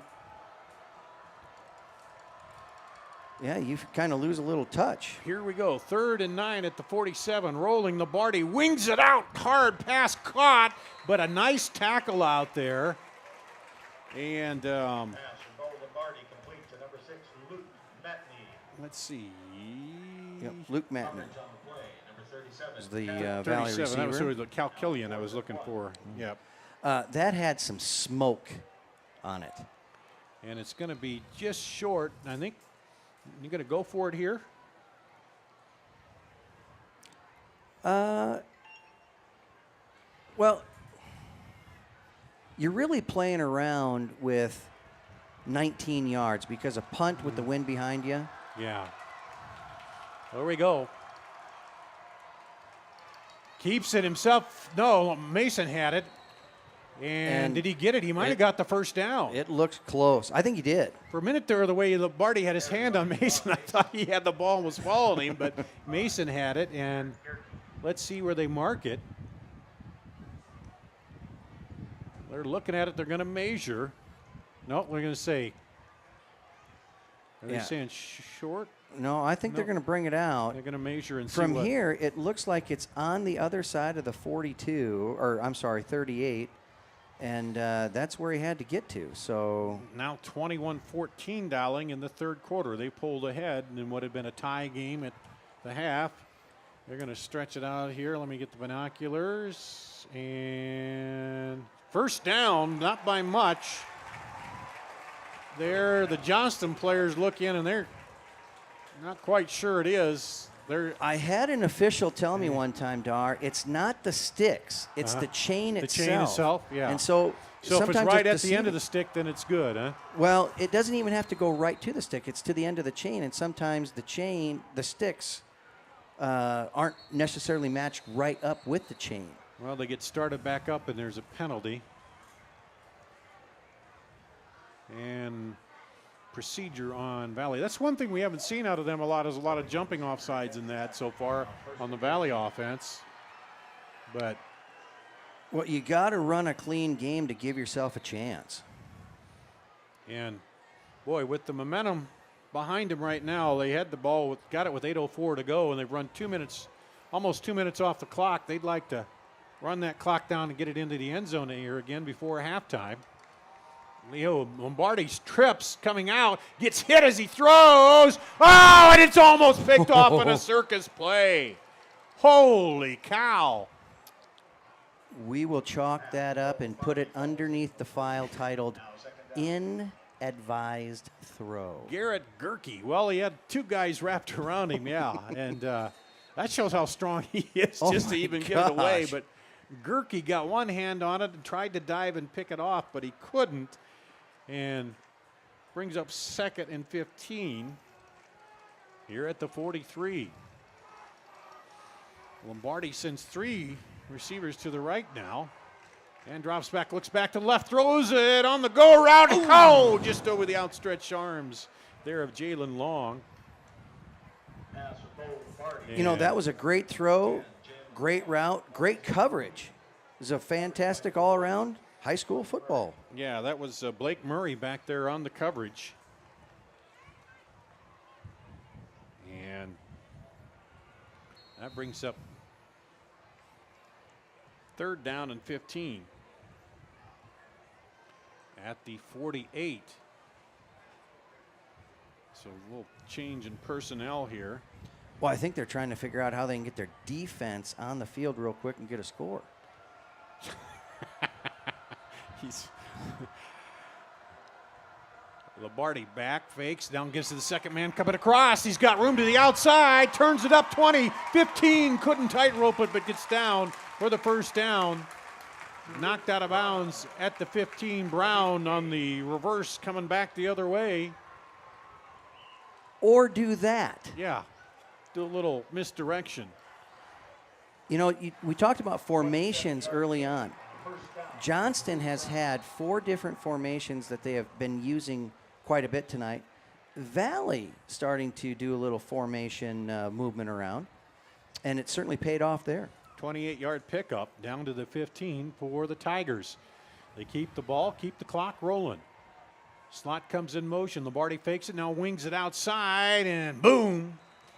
Behind the line of scrimmage, caught him there, and there's a flag down as Jalen Long held on to it, but it was hit immediately. There could be a little face in the mask or a block in the back.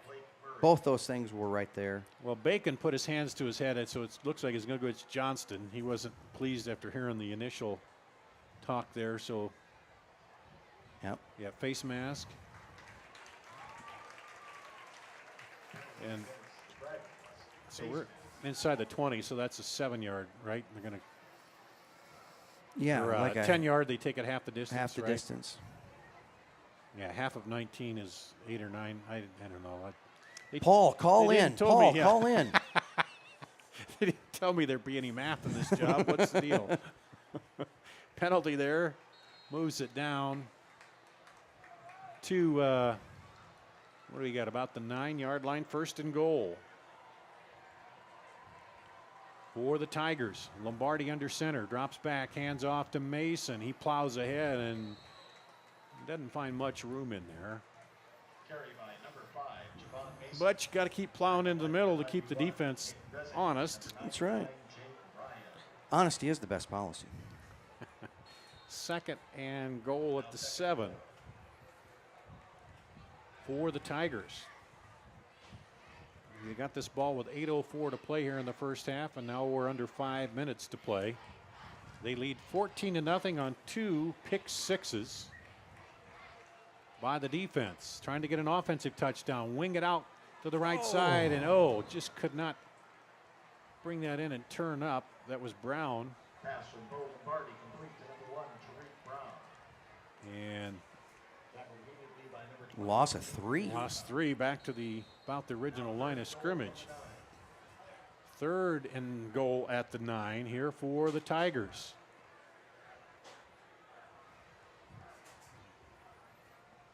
Ryan New coming in for Carson Shelton. And here we go. Lombardi goes back to the gun. Sends Brown in motion, and then there's flags down, and going to be procedure again, I think, against Valley. Man, just when these two offenses get going, then they stumble, don't they? A little bit, but I know we've addressed it, but I don't know that we've really given the defenses yeah, I know. We're much credit. We're complaining about the offense, but it's the defenses that have done a good job. You're right. And I think we're going to get a timeout right now, Valley, to talk it over. So we'll take a break. 14-0 Valley, 4:03 to go here in the first half. Back after this. They think they know what special means. At Godfather's Pizza, we do special, and we do it better. We add the T. There's a Godfather specialty pizza with your name on it. Classic combo, all meat combo, hot stuff, taco, yeah, even veggie and more. All of them piled high with the best toppings and 100% real cheese. Treat yourself special. Order specialty pizzas from Godfather's Pizza. The other guy. They fall in love with our grounds. They're impressed with our dining room, but it is our spacious 2- and 3-bedroom suites that attract the most attention. With bay windows, full kitchens, large walk-in closets, and modern appliances, the lodge feels like home. We have suites move-in ready, or we will help you customize. Create a home office, media room, or bedroom for visiting friends or family. Call us today for a private tour and ask about our flexible pricing plans. When people visit the Lodge of Ash. So it's 3rd and goal at the 14 for Valley after the penalty. 4:03 to play in the first half. They lead 14-0, trying to get a score here before the half. Lombardi back, throws it across the middle and incomplete. 3 options of receivers down there, and it really wasn't close to any of them. No. Tariq Brown was probably the closest, so we're going to see Cole Peterson come on, I think. He is 3 of 5 with a long of 37 on the season. This one will be, call it 32? Call it 32. Brad Rose is right down the way. I think he was doing the math. There's the snap. The kick is up and good. And offense is on the board. So Peterson hits the field goal with 3:54 to play here in the first half. Tigers lead 17-0. Back with the kickoff after this. That's what people expect today. What isn't expected is how hard we work after the sale to keep your business. Hard work, honesty, integrity, discipline, trust, character. These core values are why we grow every year and why we continue to acquire more dealerships. Experience the Schottenkirk way of doing business and come visit our new Ford dealership in Indianola. Great price. And here, we don't just dream of a better tomorrow, of a smarter way to do business or live, of perseverance and progress. We inspire it in others. We challenge the conventional, reimagine what it means to be better, and then dare ourselves to make it great. This is Iowa, and here, we don't just dream, we make history. This Man, the kickoff goes into the end zone. It'll be Johnston's ball, 1st and 10 at the 20 with 3:54 to go in the first half. And Keith, we talked about it before. They need to get a drive going. They weren't able to last time, but here again, like to get a little something going, maybe get even at least a field goal, cuts it down to 2 scores here if you're Johnston before the half. Yeah, and they have the tools to do it. Again, both defenses playing lights out football, but both offenses have the potential. And so, Johnston, if you're going to do something, now would be the time. Here's Nord. Hands it off, looking for room. Stumbles up to the 22. Is Hushagen. Dar, we had that kickoff again by Tinsley. Put it in the end zone. I didn't see the Sonnenberg kid down there. Wasn't there? He must be on vacation. Can't take vacation in the fall. We need him. 2nd and, we'll call it 9, I guess, at the 21. They only give him 1 yard on that. In motion, Coleman. He gets the handoff, cuts it up, jukes a man across the 30, keeps going, slips a tackle, gets a first down. That'll stop the clock with 3:09 to play and a first down for Johnston. And I think everybody on the Valley side is kind of, hey, we'll give him that. I'm glad the tackle was made. He is a weapon. Yeah, once he gets into the open field, we saw him go up and make that interception earlier. And now the clock will roll as they set it down again, and Nord brings him up. A little tight formation here. And they send slot in motion. Nord keeps it himself around the corner, across the 50, 40, 30, cuts back inside. Lifts the tackle at the 20, still going and pulled down at the 19. That was an incredible fake as everybody was I was looking in the middle, and all of a sudden, Nort flies around the end. Connor Shelton gets him slowed down, and then the rest of the Valley defense had a chance to get caught up. What an impressive run. 48-yard gain for Nord. That's what he can do with that speed if he gets free. Here's Nord again. Plenty of time now for Johnston. Hand off to Hushagen, left side, and he gets knocked down after a pickup of a couple.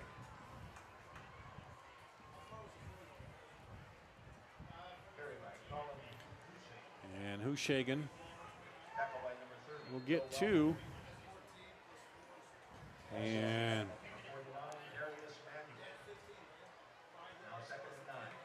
so now they've got Meyer and Hushagen. Or excuse me, Nord with Hushagen there. Hushagen steps up next to Nord. And Nord rolling right. Throws it out toward the corner. Caught! Touchdown, Tigers! Blake Murray. Or Dragon, excuse me. Yep. A nice job. Nort was able to get himself set up to make that throw. He's got the great speed to use that sprint out. And the one thing he did that was fantastic, he squared his shoulders up to where he was throwing the ball. And a nice route. The coverage was there. Connor Shelton did a nice job with the coverage. It was just a very well-thrown ball. 19-yard pass. Oh, the swinging gate. Yeah, they run this. They got a 2-point conversion off of it in their first attempt of the season that I saw. Meyer kicks it through. And we've got a 17-7 ball game here. And that's a big turnaround there. Exactly what Johnston needed to have happen. It wasn't a long, sustained drive. There's still plenty of clock left for Valley to do something. They both have big play offenses. And they See went to what the happens. big play Nord with a 48-yard run to Yep. set up that touchdown. And I think it was 18 yards, we'll call it. And it was a Dragon, not a Tiger touchdown there. It certainly was. We'll keep it right here for the kick.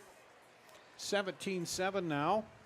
Dar, I'm not 100% sure if you're aware of this or not, but Mr. Marchmaster himself is behind you, Josh Waymeyer. Oh. Going to lead the Marchmasters here at halftime, as he has done so well for the last several years. He must be able to get down to the field quick then, huh? The guy is unbelievable with his athleticism, agile like I've never seen. Josh Waymeyer, everybody.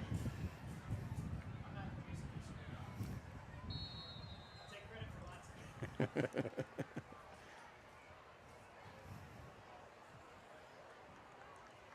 off, number 28.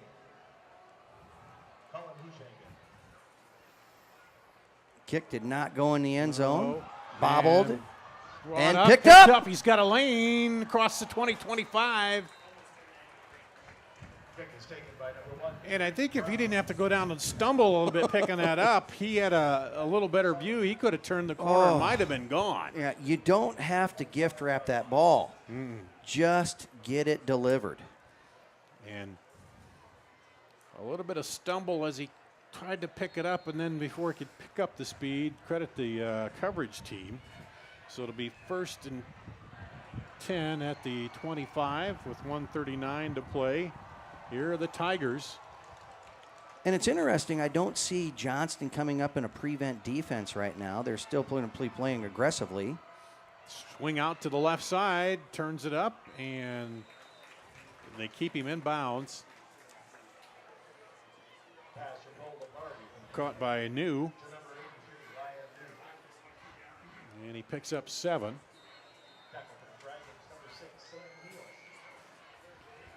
Second and 3 at the 32. Lombardi hands it off to Mason. He goes through the middle, gets brought down hard, but he picks up the first down, and that'll stop the clock. Well, Mason. And he didn't really show any signs of weakness after No. getting hit by that truck. Big Aaron Potter hit him. Lombardi back quickly, looking to throw across the middle, and it's off the hands of the intended receiver. Luke Matney.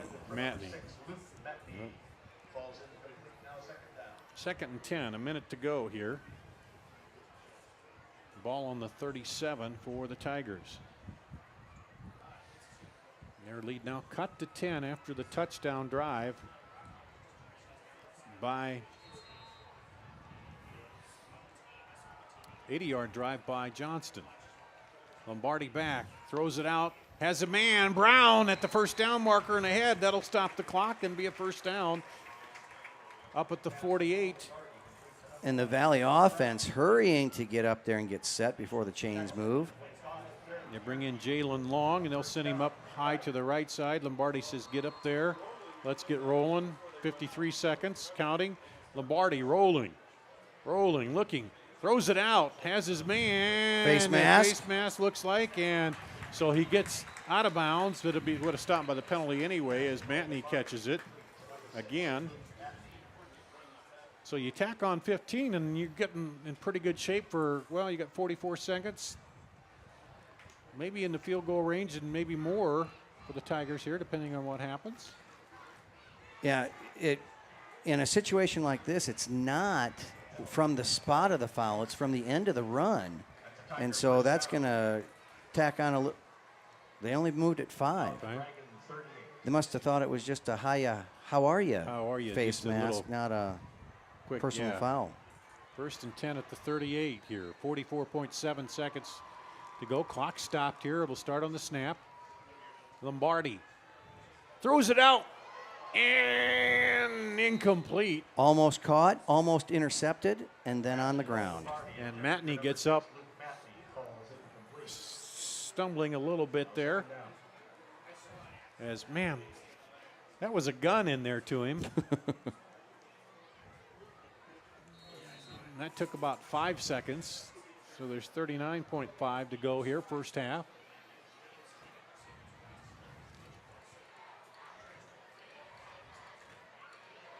(28-14) end of 3. Dowling leading. Waukee wings it out to the left side, and he'll get out of bounds as Ryan knew after a short pickup. But the big thing there is he got out of bounds and stopped the clock. We'll give him 2, 3rd and 8 at the 36. I'm assuming you're probably 2 down territory, aren't you? With well, it's an that interesting amount of time? It's an interesting thought here because you pick up a couple more yards.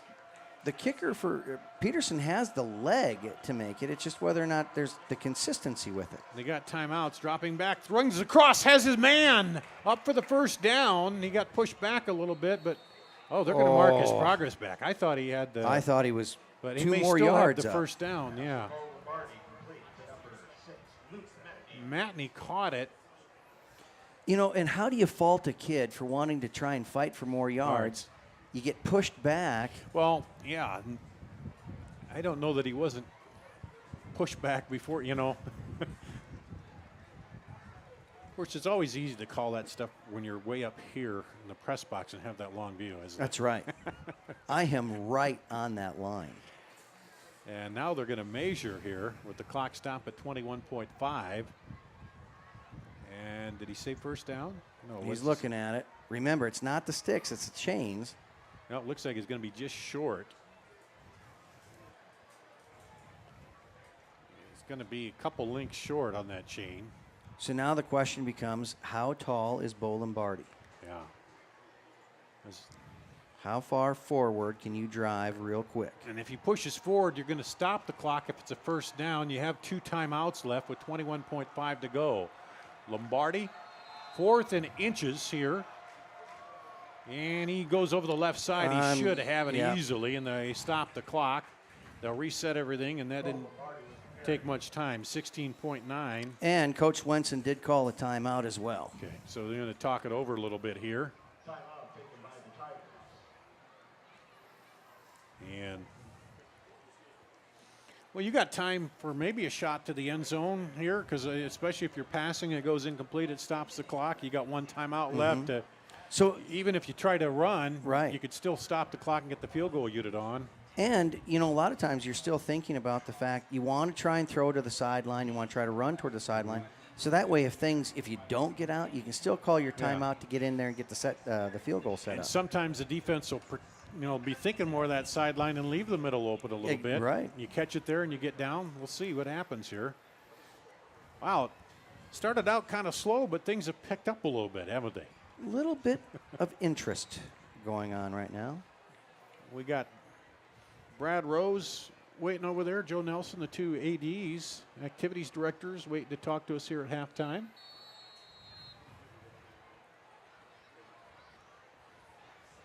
And then Brad will also have to get right down to the field. We're going to check his endurance. Speed, yeah, let's see. As he needs to get down there for the halftime show. So he sends Brown and Matney to the right. 2 receivers to left. Mason with Lombardi in the backfield. Drops back. Throws it outside. What a nice catch. He came back and got it. Threw it a little behind him. Ryan New. Beautiful throw and catch, and they get it down to about the 7-yard line. And that took 5.9 seconds. So they've still got 11 seconds here to go with a timeout in their pocket. 1st and goal. I don't think he can probably run it at this point. Well, if you do, you either have to push that guy into the end zone, or if he's stopped, he's got to get down on the ground. Lombardi comes up. He'll have 2 receivers each side. Mason's with him. Fumbles it. Picks it up. Now throws it wide to the corner. Touchdown! He brought it down in the corner. What a catch. Luke Matney. All right. So when we talk about Bo versus Rocky at the holiday table this year, Bo can go ahead and say, I never saw you put it on the ground and throw a touchdown. And that comes with 5.2 seconds to play here and puts Valley up 23-7 with the extra point pending.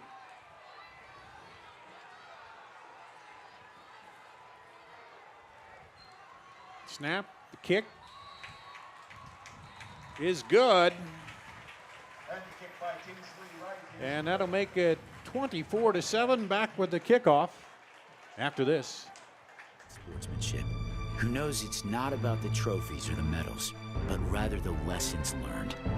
For those who understand, it's not whether you win or lose, just that you give your best. So go ahead, lace them up, take the field, have fun, and play. For the experience, for the memories, for the love of the game. Shields. Here's to Seal, it's about trust. Whether I'm buying a car, hiring a contractor, finding a tax preparer, or an honest mechanic, the Better Business Bureau seal means this business meets high standards. When I see the seal, I know I'll get what I pay for. No more taking chances and no more worries. And I feel good about supporting local businesses. My life is so much easier knowing I can always trust BBB accredited businesses. It pays to look for the seal. See for yourself at bbb.org/Iowa. Why do I?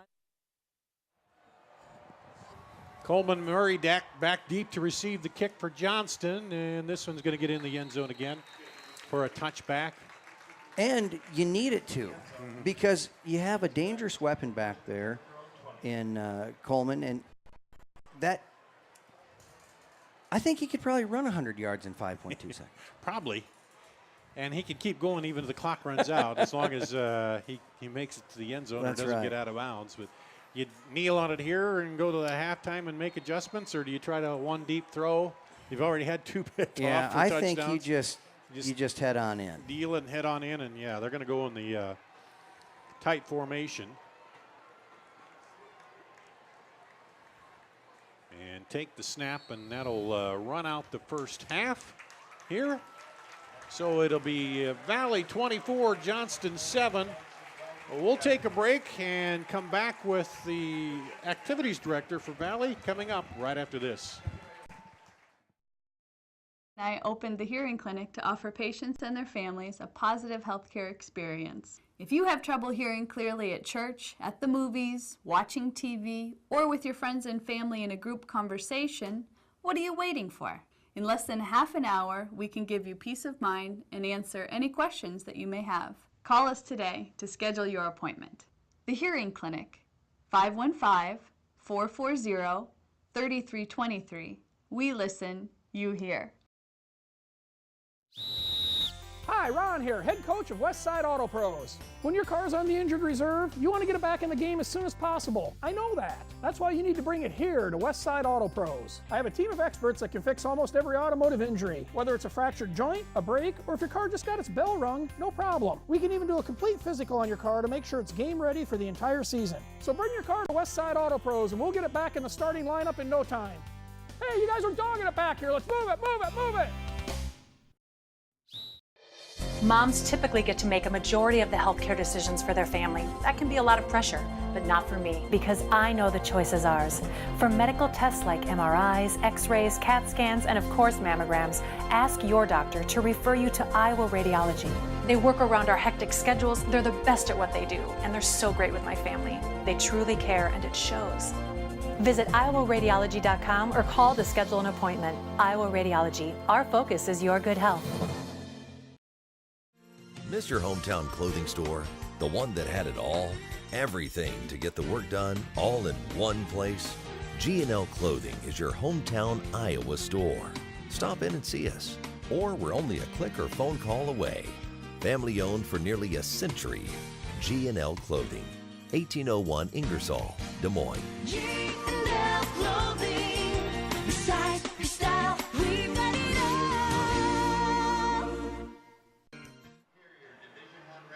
Back here at halftime, Dar Danielson with the West Des Moines Valley Activities Director Brad Rose. Oh, our light comes on. There we go. My bald head will shine on that, baby. Yeah, there we go.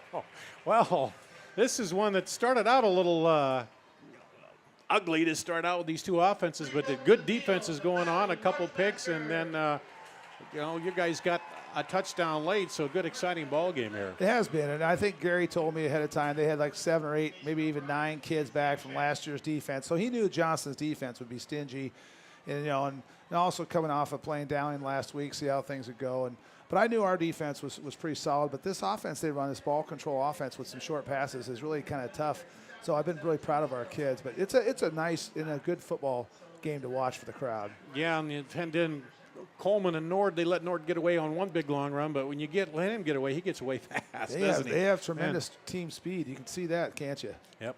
Well, is it homecoming? Homecoming tonight. Already? Yeah, it seems early. Is it early? Yeah, it is a little early. We work around a lot of schedules and try to pick the best date that works for all the things we have going on, Valley Fest and all those kind of things, try to work around everything to try to keep track of our whole community, kind of please everybody. So I don't know if I would have normally scheduled it the week after Dowling, but as it turns out, Johnston's a great opponent, so it really worked out. Had a great night last night at the parade and the carnival afterwards. Kids do a great job of hosting all the elementary kids, so it's been a lot of fun. We had our assembly today and just a lot of fun stuff. Dance tomorrow night, so. Get fireworks too, then. Fireworks right after the game. Good call. Yep, that's right. Cool. So a lot of stuff, and then a lot of stuff. Other stuff going on. You got what? Volleyball. Volleyball beat Waukee the other night in a 5-setter. That was awesome. Our golf team shot 302 the other day in a very competitive meet with some real state champion type teams. Marshalltown was there. Some really solid teams. Everybody's just playing well. We had hosted cross country on Tuesday. Had 1,835 runners here Tuesday night over at Southwoods. Wow. And that was just a lot of fun. I've got to get over there. I haven't seen that course yet. It's really, we spend a lot of time on it. The coaches do a great job. I get out and get a chance to mow and kind of paint lines. And Jim Dewey comes over from Waukee and helps me, and I go help him. And yeah, it's a good relationship. Everybody's kind of pitching in, trying to run the best meet you can. And it was hot, and then, but that all went great. And swimmers are battling on Tuesday night. We host the state champ swimmers, Ames. At the same time, we host the state champ volleyball, Centennials. Tuesday night's a great night to come out next week over to Valley High School. You're going to see some real good competition. A lot of stuff going on, and yeah, it's a busy time of year. But I imagine you like that the students are back, and everybody's excited about the new school year, new seasons, and everything. It's a great time of year, isn't it? Yeah, our play, Sweeney Todd's the cast has been released. Debate. We're going to host a tournament next weekend at our place on Saturday. Get back from Fort Dodge, turn around, get up about 6 o'clock, get things set up. And they're there all weekend doing debate tournament. It's just that time of year where it's electric. The band is in full competition now. Marching bands, you can hear them playing out here. Yeah. And there's just something going on all the time. And there's something for everybody at Valley is what I tell people. It's a big school and people get nervous about it being so big, but there's really something for every kid. A lot of things going on. Yeah, it keeps you off the streets too, doesn't it? Yeah, that's right. Yeah, robotics, we got everything. I can't mention all the stuff we have. Yeah. Show choir and all the vocal groups are in full swing. Orchestra just got my daughter just got her first orchestra instrument, and so. She's a 4th grader, so she's getting introduced to that. And my son's he's playing in the band, at 6th grade band. There's something for everybody around here. Fun, it's great. isn't it? Yeah. And we know you're busy, so we appreciate you taking a little time out Yeah. to come visit with us here. Take care of my buddy Joe Nelson. Yeah, I appreciate He's you a having. brand We're new going to talk AD. to him. He had to open a new stadium, and you know how it is just when you have a stadium up and running, but opening a brand new one. So we'll talk to him It's about nice that. to be on the same level as him because I was always a baseball coach and he was the umpire. Was he? Oh. So he had last say all the time. So it's nice that we're even So now. now you're even. Yeah, okay, yeah, good. Yeah. Brad All right, Rose. take care. Yeah, Activities Director, thanks for joining us. We'll take a break and come back with more after this. So there's another story in the media about when and how often we need to get our mammograms. It's kind of confusing. When this happens, I like to consult with experts. So I called Iowa Radiology. They recommend women get an annual mammogram starting at age 40. They know that it's the best way to detect cancers early and save lives. And that's good enough for me. Visit iowaradiology.com or call to schedule your mammogram. Iowa Radiology, our focus is your good health. Many times at the Lodge of Ashworth, new members come to us from their big, beautiful homes. They find our spacious 2- and 3-bedroom suites to be an ideal fit. We have a limited number of these larger and penthouse-style suites, perfect for the retiring executive style living. We have suites ready for immediate move-in, or we can help you customize. The Lodge of Ashworth is all-inclusive, no surprise additional fees or upcharges. Call us today for a private tour and ask us about our flexible pricing plans. Many times at the We are back here at halftime. Dar Danielson with you, and joining me is the Activities Director at Johnston High School, Joel Nelson, and thanks for joining us bet. here. And this is your freshman year as the AD. Yes, sir. And man, what a way to start out, open up a new school, a new stadium. So you've been a busy guy, haven't you? Yeah. You know, it's a blessing to open a brand new school and a brand new stadium and follow a guy like Gary Ross. He's a legend where we're from, and so he set us up for success. So we're sitting in good shape right now because of Gary. Yeah, we always got along good with him, and now you get going and everything. I know that you have all those. I can't imagine people talk about building a new house and getting everything done, but you got a stadium where you got thousands of people coming. How did that all go? And behind the scenes, are there things, maybe things you don't want to tell us? Well, everything with that. You know what? When people show up on a Friday night for a football game, they see 7,000 people in the stands. I'm not sure they realize that the security that goes into it and the concessions and the booster club and, of course, all the work that our coaches do. But it's been an effort all summer long. Gary started it June through July, and then when we had a chance to get going in August, it's been an everyday situation to prepare for it. But we're sure happy with the way our community is rallied together to help us out there. And we've had 2 amazing home games with, fortunately, a better start over there at home than we've had here tonight. Yeah. And now you came, was it Southeast Polk? Yes, sir. Where you were before? Yeah. And so you're familiar, obviously, with this area and the schools and everything coming in, right? You bet. Yeah, I've been in the CIML with Southeast Polk for the last 10 years, following a great AD and Kent Horseman. Kent Horseman moved on, and he taught me quite a bit when I was out there, and so I'll always be grateful for him and his help. Yeah, let's talk about this game a little bit. A couple, interceptions early that and kind of hurt you, and I think those are the first 2 that Nord's had this season. Yep, you're right. But it's one of those things where I said to. I said, they need a little drive here to get going, and they did get on the score, so they know they get the offense going. Of course, the trouble is with Valley, they're going to come right back at you, so a little bit of work to do in the second half. We knew that coming here. Coach Swenson doesn't lose over here very often, and that's no secret. So we knew we were going to have to play a perfect game to win. Starting off, obviously, a couple pick sixes. That wasn't in the game plan. And so we're looking for our kids to come back and play hard. We got a lot of confidence in our kids, and we know they won't quit, so it's going to be a good second half. We talked with Coach Woodley last night. He said one of the things he's trying to do is build some depth to get some of these young guys experience and build the depth, because in the long haul over the season, that's what you kind of need in football, isn't it? Both sides of the ball, tackle to tackle, we feel pretty good up front. But you're right. We don't have a whole lot behind that. But credit to our kids right now. They're working hard in the weight room every morning at 6 o'clock. Our kids are in there pumping and after school and as soon as the season's done. So we're building, but again, we're pretty happy with the team we have and getting off to a 3-0 start. And tonight's going to be a good measuring stick for us. So it's halftime. We're not done yet. Talk with Brad. You got it's not just football. You got volleyball. You got all kinds of swimming. You got everything going on, don't you, this time of year? Our cross-country kids, too, they'll be up in Ames tomorrow for a huge one. Biggest cross-country meet in the state tomorrow is in Ames. And so our kids are rabbits, and they'll get after it. So, we got a lot going on. It's an exciting time to be a Dragon. Is that at the Iowa State? Yep, up at Iowa State's cross-country. That's a beautiful facility there, too, isn't it? You bet. 4 states will be represented there, so several powerhouses. So it's an exciting weekend for us to come up here and then go up there. Great things happening for our kids. Volleyball, a little bit of everything. You bet. Volleyball, swimming going, and the kids remind me all right now. We got our bowlers getting ready. Oh, that's right too. I forgot about that, but that's come on, and that's really picked up a lot in popularity too, hasn't it? Our girls are 3-time defending state champions, and so bowling's big at Johnston too, and so it's exciting. Well, I'll remember that. I used to bowl a little bit in leagues, but if I see one of those Johnston girls, I won't take them on. I know. I suggest not playing them. They'll whip you. Yeah, get it down. But so anything else going on coming up that you want to highlight here or talk about? You know what? This is our first big test, and so we looked at this week and had, quite frankly, had a really good week of practice, and so we were hoping that we'd get off to a little better start. But I think this is a chance for us to do a little gut check in the second half, see what our kids are made of. So I'm looking forward to them coming out in the second half. We got some special kids, and maybe they didn't show it right away, but this second half should be fun. And no matter what happens, then you move into district play and you wipe out these first 4. Doesn't matter what the record is there. Then you start playing for the playoffs, right? You know what? We've tried to downplay that as much as we can because every week we want to go 1-0. But we've heard a lot of that, and I think the kids have that chatter in their ear. But you're right. The games start meaning quite a bit more after when district starts. So. All right. Well, Joe, we appreciate you hosting us over there at the new stadium when you have, and we look forward to working with you for many years to come. We'll look forward to seeing you guys at Dragon Stadium again. All right. Thanks a lot. Joe Nelson, the activities director at Johnston. We'll take a break. Back with more after this. They think they know what special means.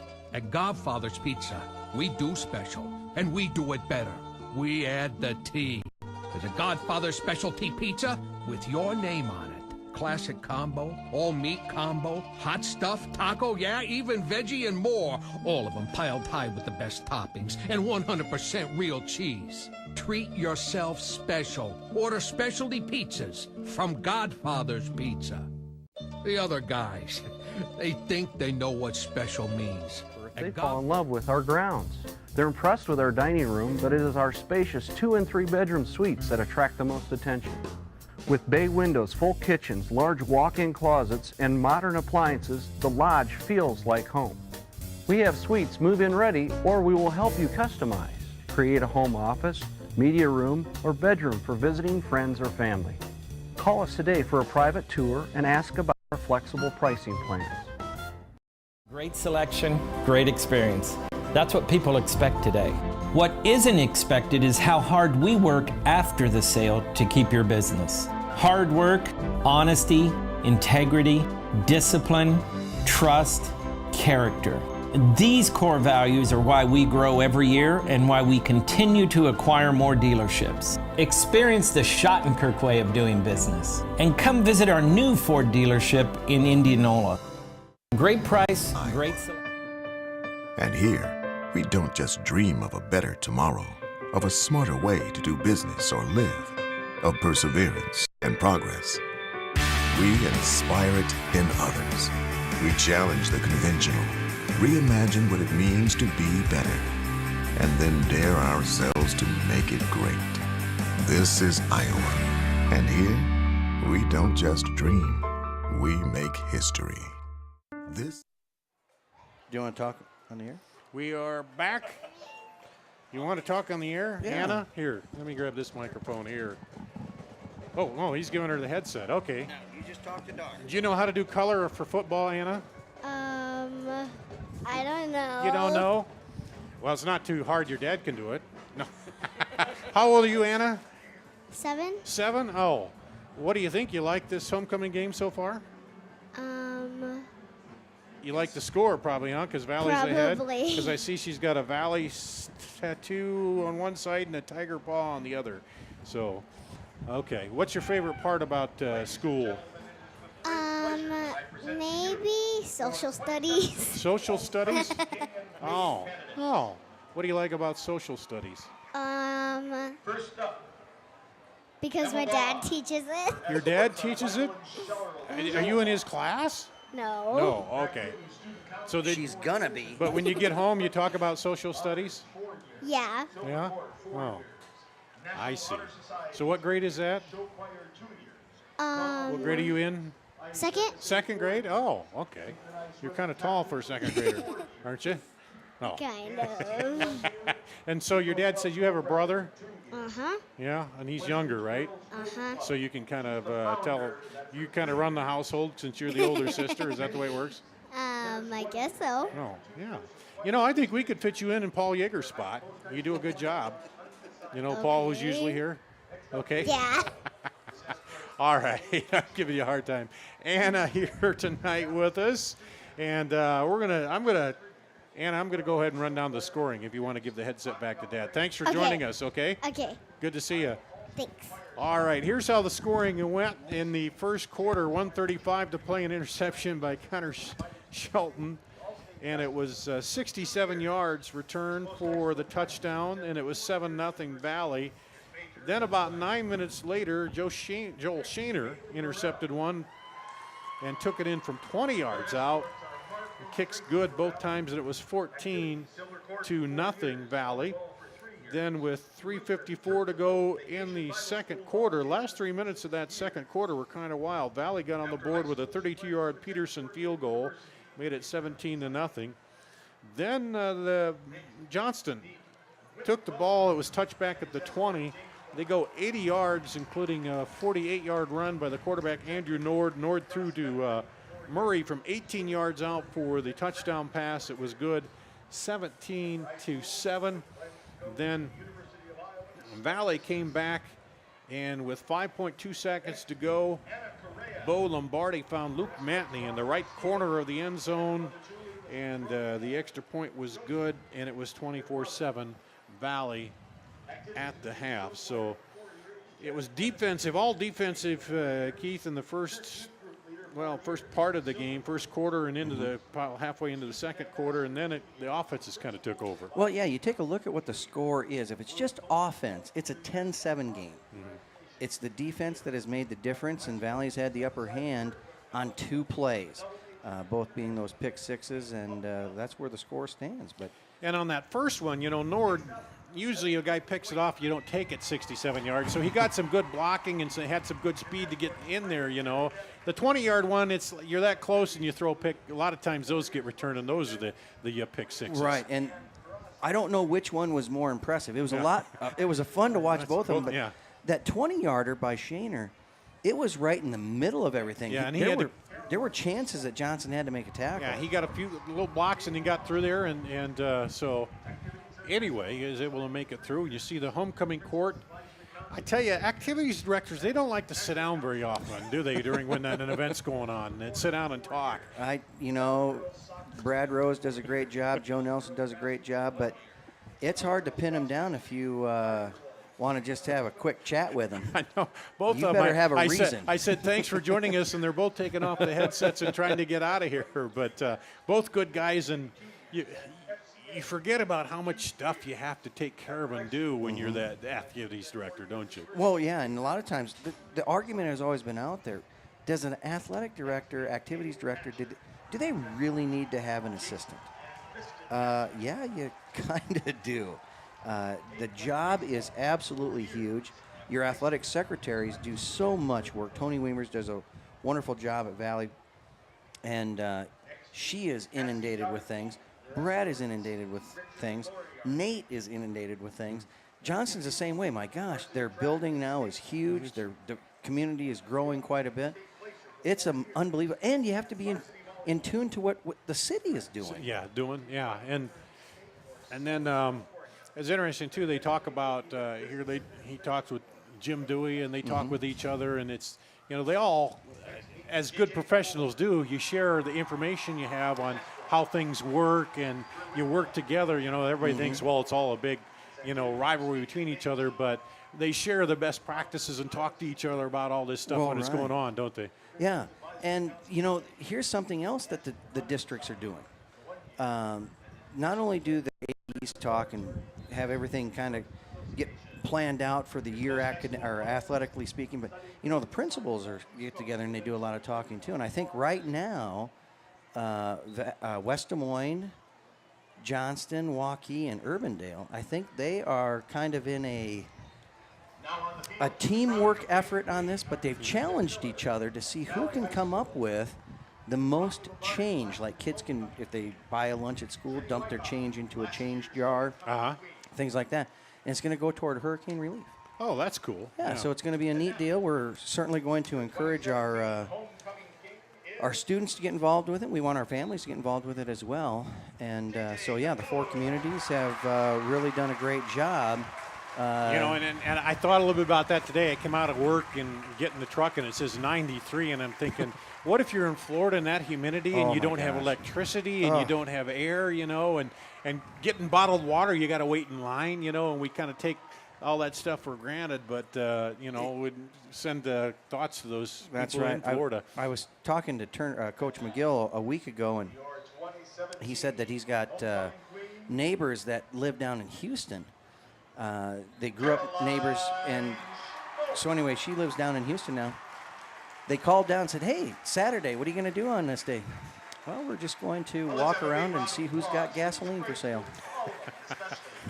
Spend a day doing that. Maybe find a gallon. Well, we had fun. My son Joe and I went to the Outback Bowl in Tampa and spent, several days there and got to spend a little time around there. And they didn't get hit quite as hard as what they thought they were going to get, but still, you see all those places and you see the water up to, the bridges and stuff. And then Texas, too, the same way, Houston and that. And I know a guy who just a month ago moved from Houston to San Antonio, and he said it was just great luck that he would have been in a place that was underwater, So, but anyway, our thoughts to them in Houston and Florida as they recover, and that's a good deal with the kids getting involved, and teaches them a little bit about, a lot of times stuff happens to you that doesn't necessarily, not your fault, but then it's good to know that And everybody it's nothing, joins together and helps them out. That's right, because it's nothing anybody deserves. No. Well, homecoming here, they just announced the court. I wasn't paying attention to see who the king and queen were. Did you? I don't know. No, I did not get the names. Anyway, we'll take a break, and we'll get back to football here at the start of the second half coming up after this.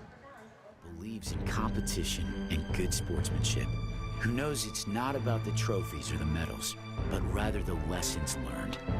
For those who understand, it's not whether you win or lose, just that you give your best. So go ahead, lace them up, take the field, have fun, and play. For the experience, for the memories, for the love of the game. Shields. Look for the seal?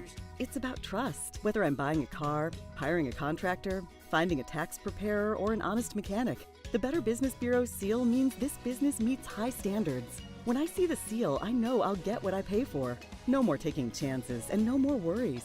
And I feel good about supporting local businesses. My life is so much easier knowing I can always trust BBB accredited businesses. It pays to look for the seal. See for yourself at bbb.org/Iowa. Why do I? Back at West Des Moines Valley High School, Johnston won the toss and deferred, so they'll get the second half kickoff to start out here. And quickly, Keith, what was Coach Woodley probably telling them in the halftime locker room there? In the locker room, Coach Woodley's just going to sit back and say very calmly, guys, we're in this game. We're doing a lot of things correctly. We just have to minimize the turnovers. Otherwise, it's a three-point game, anybody's game. And that goes into the end zone for a touchback again. So, and they're going into the win to start the third quarter. They'll have the win at their back in the fourth quarter. We'll see how that all works out, but it'll be 1st and 10 at the 20 here to start out for Johnston. Dar, I'd like to take a moment and congratulate J.J. Kapoor, our homecoming king. Okay. And Caroline Smolt, our homecoming queen. Congratulations to them. Congratulations to them. Rocky Lombardi and Jenny Wyckoff were last year's court, and they came out to congratulate them. So congrats to JJ and Caroline. And Andrew Nord brings out the Dragon offense. Coleman goes in motion, pitch back to Coleman. And he's looking to turn the corner, breaks the tackle, and manages to get a few yards out of what looked like was going to be a stop for no gain. A great job by the Valley defense stringing that play out again, which has been a theme all night on both sides. Both teams have done a great job defensively. In this case, Valley just keeps stringing it, letting them run as far as they want to the sideline. And now Nord will send 2 right, 1 left. They're in the white there. Valley in the black jerseys. Fakes it inside. Nord keeps it himself, runs it up the gut. And he gets pretty good yardage. Yes, 3rd and very manageable. And those are the ones with Nord you got to watch out with, because he kind of winds his way up the middle, and if he breaks through, he turns on the burners. 3rd and 2 at the 28. Big third down play here in the first drive of the second half for Johnston. They look over to get the play call. We'll shift Hushagen to his left, looks like. Drops back. Throws it out, has a man there, Coleman, and knocked away. Good play at the last second there. Connor Shelton. Connor Shelton did a very nice job. Initially, he got the receiver slowed down as he was coming downfield, then got out of position and had the athleticism to come back and get that ball knocked down. Because it looked like Nord had about a yard there, Yes. but Shelton, as you said, made the right recovery on it and comes back.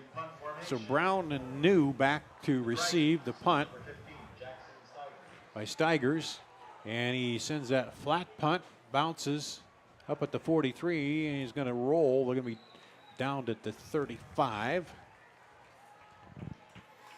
So, and you know, when we talked about the rules of the kicking game in the first half, that's why a lot of teams have tried to go to that rugby style punt. Yeah. So that way it's a flatter kick, and sometimes you can do more of an end over end. It's more of a directional too, yes. if you get it away from And we also saw what sometimes happens negatively as well.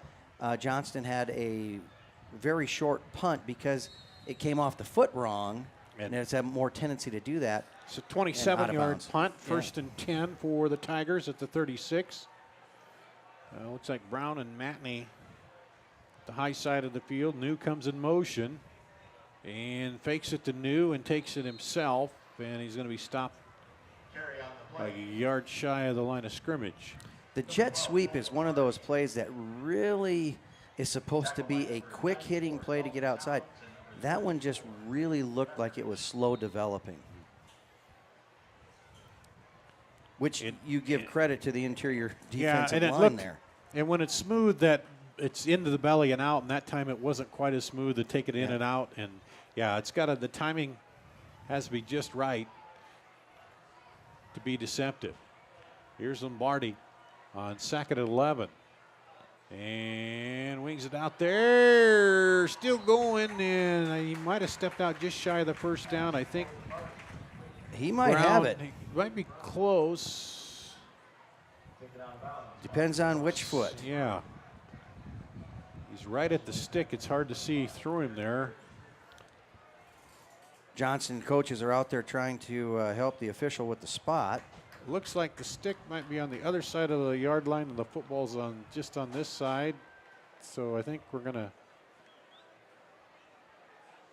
What are they going to say? No, they're going to give it to him. They're going to move the chains and call the first and 10. That particular play right there, Lombardi getting the ball out to Tariq Brown right away. You got to get it out there quick and let your athletes try and make a play. And Brown certainly did. First and 10 up to the 46-yard line for the Tigers. Leading here 24-7. And quickly up for the first down.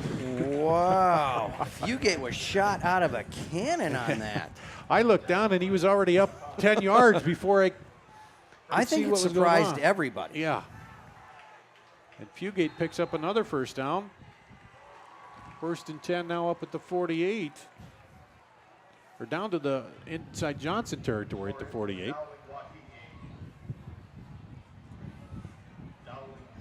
Here goes Lombardi. Hands off again and right through the middle, cutting through that defense. Fugate's finding some lanes in there. Well, you know, Fugate is a very compact runner. He's not real big. But he's very strong. He's very quick. He's got explosiveness in him. He's a 22-foot long jumper in track and field. And, if he just gets to the 5-yard line, he could jump the rest of the way. Here we go. 2nd and 6 at the 39 for the Tigers. They held Johnston in the opening drive of the third quarter. Fugate this time will try to turn it outside. He turns it up and then gets knocked down by Garrett Gerke after a short gain. Well, they did a good job of stacking that up on the outside that time. Yes, and I've heard you call Gerke's name quite a bit tonight there. He seems to be everywhere. So they'll call it no gain. 3rd and 5 at the 38.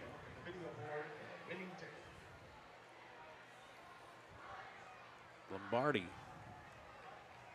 As Fugate go to the other side of him.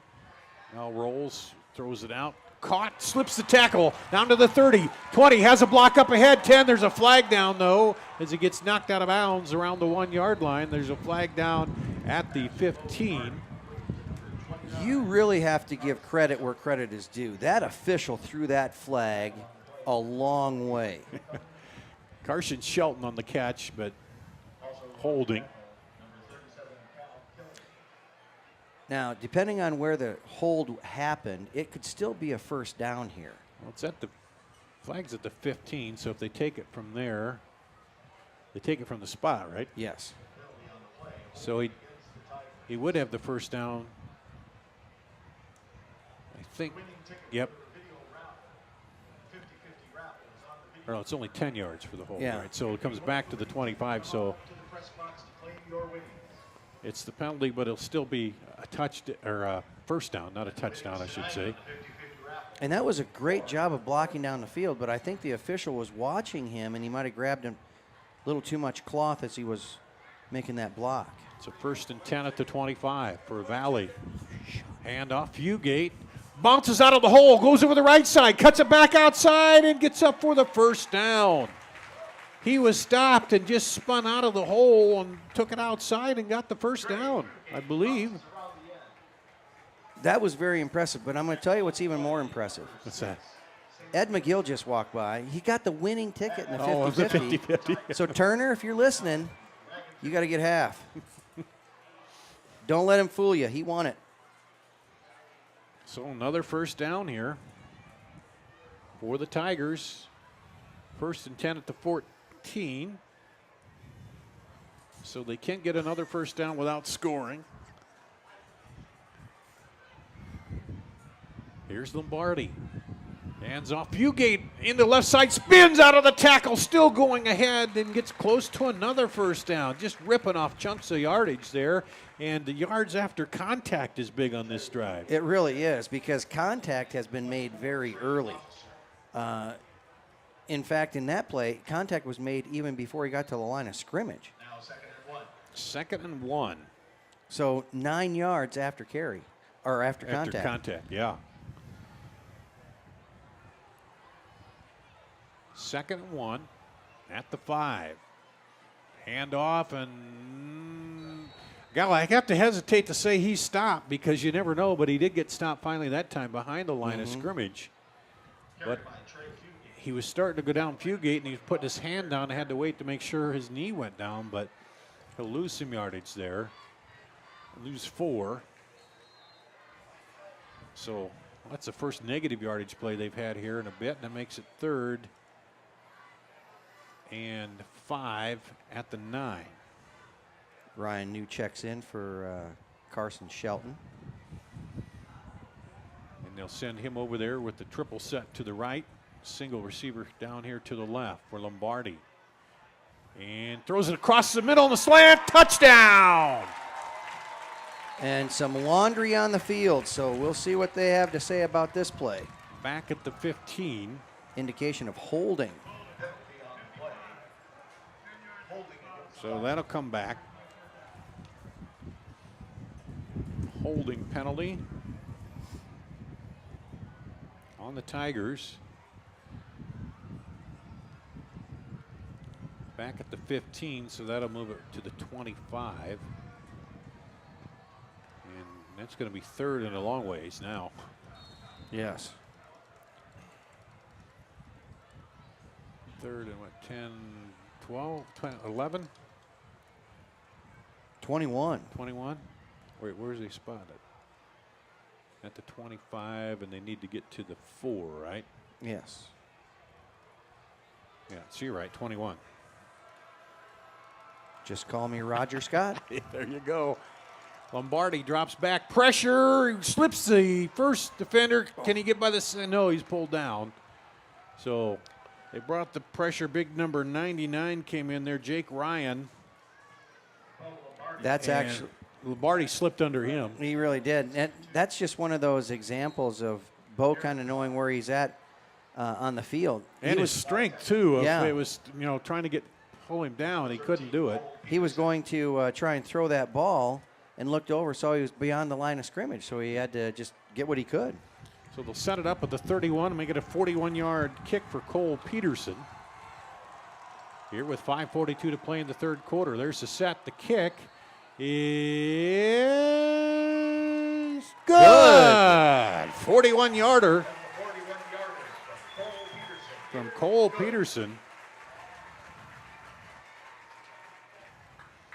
is good, and that'll make it 27-7 here, Valley. And again, offensively, it's a 13-7 game. And let's see, took it from the 36 and drove it down and got the field goal. So they stopped Johnston on the opening drive of the 3rd quarter, then drove it down themselves and got points out of it. And now we'll have the kick. Coleman and Murray back deep again to receive if they even get a chance. Well, the flag is straight down right now. Yeah. Still might have enough leg, I don't know, to pop it through. With a little bit of a breeze. And he's going to be a low kick. Be taking to Murray at the 2. Up at the 15. To the 20. Squeaks through there to the 24 or 23. So about a 21-yard return. And finally, I see the Sonnenberg kid down there. Let's see. Back from vacation. Things have returned to normal. I was going to give him a detention on Monday for not doing his job. For not being down there. 1st and 10 now at the 29 for Johnston. They trail by 20 here. Had one good drive before the end of the first half, but 2 pick sixes by the Tigers have. What was that penalty? I didn't even see a flag. What a little was it? unsportsmanlike. Oh, unsportsmanlike. So Johnson's take it gonna, back 10. Yeah, start a little bit further in the hole. So instead of 1st and 10 at the 21, they'll bring it back to the 11. With 5:26 to play here in the 3rd. And now we blow the whistles again.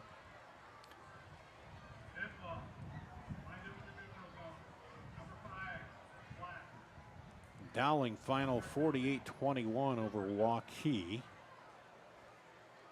And our other game tonight on CISN.TV.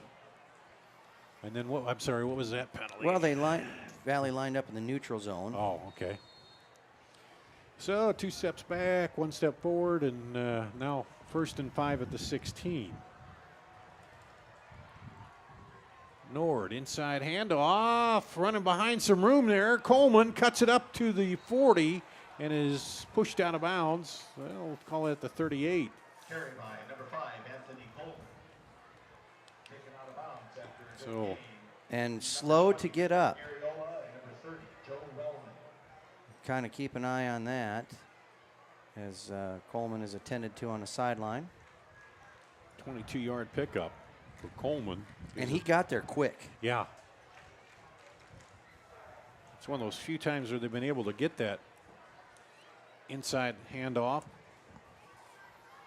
And now I'm calling a timeout. Yeah, calling an official timeout. Official timeout for the injury still over there.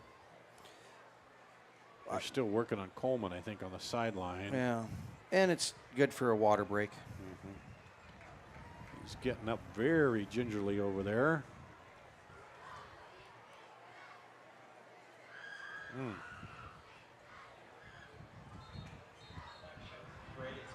So, in a situation like this, you hope it's just kind of a cramp. yeah. Or sometimes you step on somebody's foot as you kind of twist a little bit, and hopefully not a full turn. But nonetheless, it's good to have him up. Yep, he's up, and they'll work on him.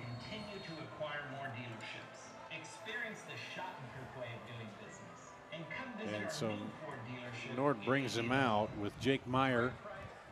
Slot comes across. Throwing it deep. Nice catch at the 25. All the way in. Touchdown.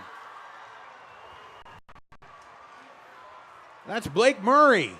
A great route by Murray. A fantastic throw.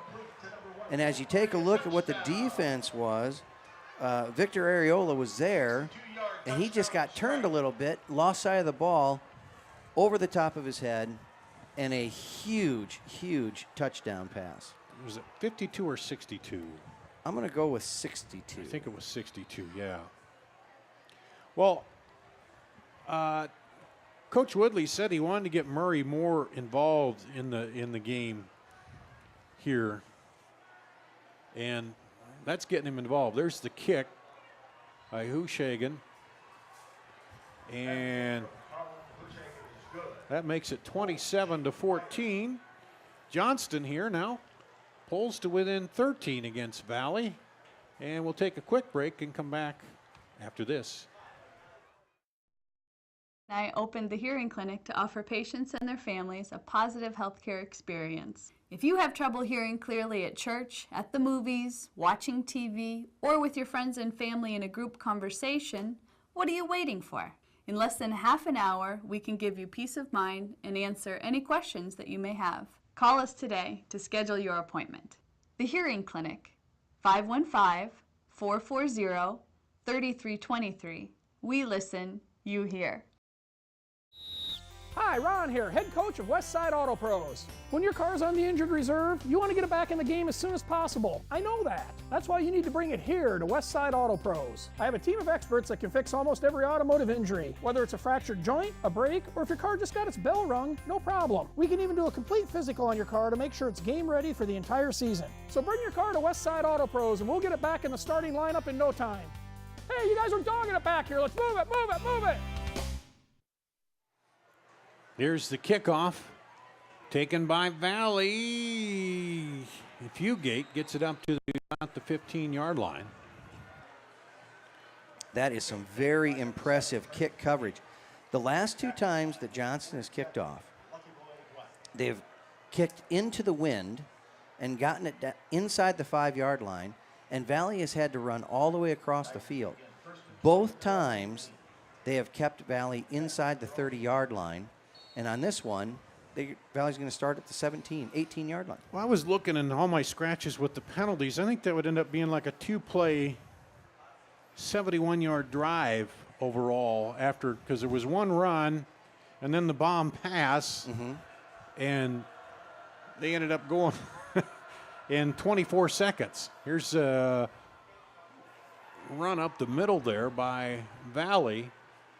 So we know Johnston can strike in a hurry. Absolutely. So here's where the best defense now might be a good offense by Valley to keep the ball moving. Absolutely. You know, Coach Swenson has always talked about defensively, you want to keep an offense on the field.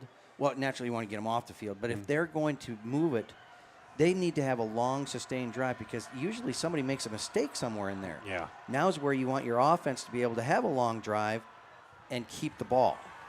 And handoff up the middle again. Carried by number 5, Javon Mason. Tackled by number 94, Dalton Towns. And he's going to get one there.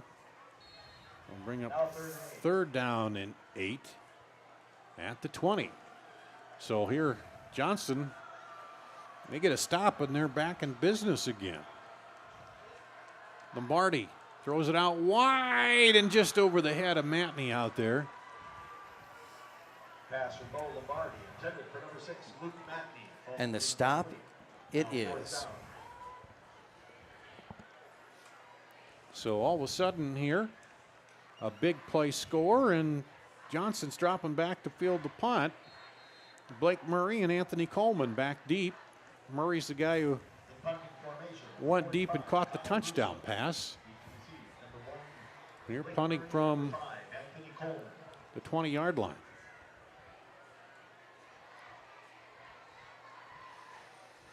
Good high kick.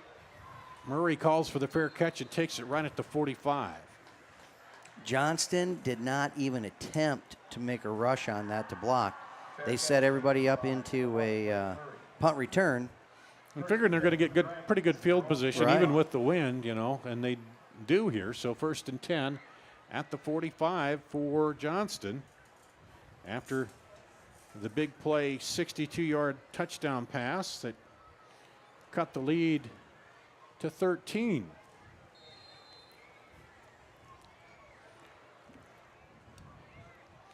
We'll see what Andrew Nord does here this time. Comes out with Jake Meyer behind him. Meyer now steps up next to him in that pistol. Cross the formation, and he keeps it himself. Nord runs up through the middle. Nice job by Joe Wellman getting in there on that first contact and slowing him up. Carry on the play by Andrew Nord. Tackled by number 30, Joe Wellman. Short gain, 2nd and 9. And this time handoff to the back, and he gets stacked up right at the line of scrimmage and maybe loses a yard. Noah Samples coming up hard and making the hit, bringing him down. So that brings up quickly a 3rd and 9 at the 46 for Johnston. 3:07 to play in the 3rd. And from Valley standpoint, this is playing into your hand pretty well right now because they're not taking much time off the clock. If you can get a stop here, now they got to punt it into the wind.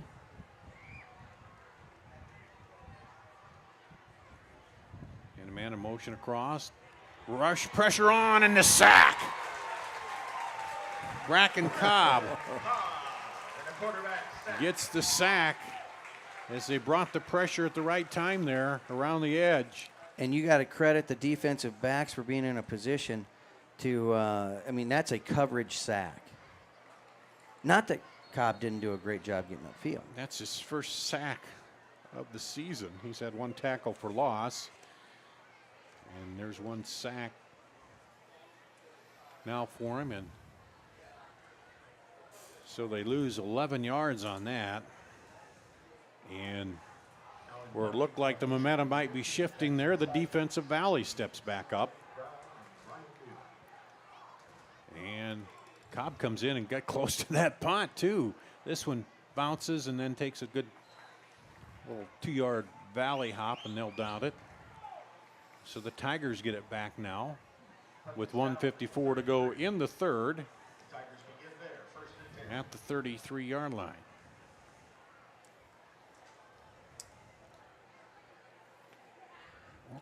Credit the Valley defense. They stepped up there when it looked like Johnston had some good field position and forced a 3 and out. And Johnston went into that hurry up. So, you know, Valley doesn't have a chance to sub in and try and keep fresh legs on that defensive line. Well, that's the one thing about the hurry up. If you hurry up and get 3 and out, then your defense is right back out there. And there's a flag down as Fugate winds his way through, but a flag in the backfield there, and I'm assuming, yep, that's holding. I haven't seen very many flags thrown from that guy that went against the defense. Yeah. Not usually, and when it's in the backfield like that. So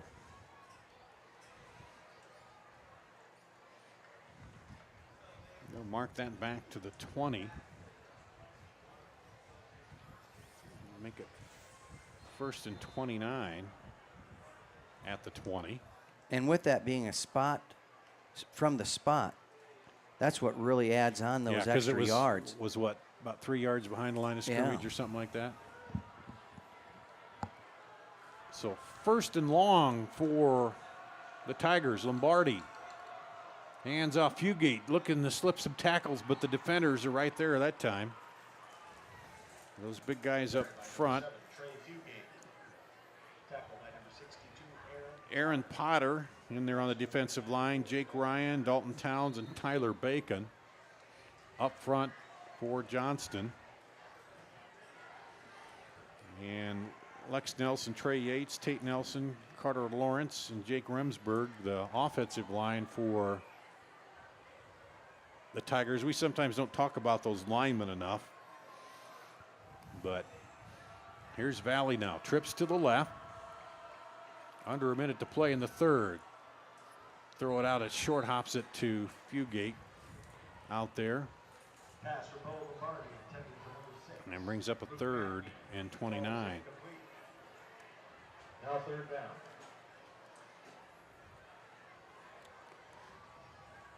So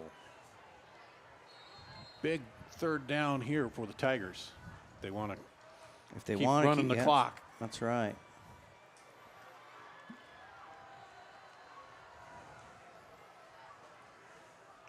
Both defenses have really gotten tough here in the 3rd. Marty sends a man in motion, hands it to him. He's going to turn and try to get the corner, and they're just going to push him right out over there. That's Ryan New. And Carried by number 83, Brian New. Nothing doing there. The only good thing about that is he went out of bounds. It stops the clock, lets him punt with the win. That's right. This will be the last offensive play for Valley with the wind. And the flag, it's moving pretty It's good. moving a little better now, isn't it? Yeah. Yeah. And you got Blake Murray and Anthony Coleman, two dangerous speedsters back there to receive the kick. Around their 47, their own 47. Pressure brought, and they don't get to him, and Murray takes it at the 47 and gets across the 50. Nice tackle there. Joel by Shaner. Shaner. I wonder where Mr. Murray would have gone had Shaner not gotten that tackle. He was going outside and probably quite a few more yards and maybe all the way to the end zone. I think You're that right. was a touchdown saving tackle. I think you're pretty accurate in that. So they get the start in Valley territory, so the exchange of punts a little to the good for Johnston here. So they take over 1st and 10 at the Valley 47. With 28 seconds to play, third quarter, they're trailing by 13. Coleman in motion. They fakes it to Coleman. Now Nord looking for room. Spins around, still looking, and he's going to have to run a long ways to even get positive yardage, and he gets pulled down for a loss. And, man, they really had him hemmed in. He had nowhere to go. He really, he got loose there for a second. I thought maybe he was going to be able to turn that corner, but Connor Shelton was able to bring him down. Logan Krausman was in there, too, on the pressure. Yeah, I was actually looking to see.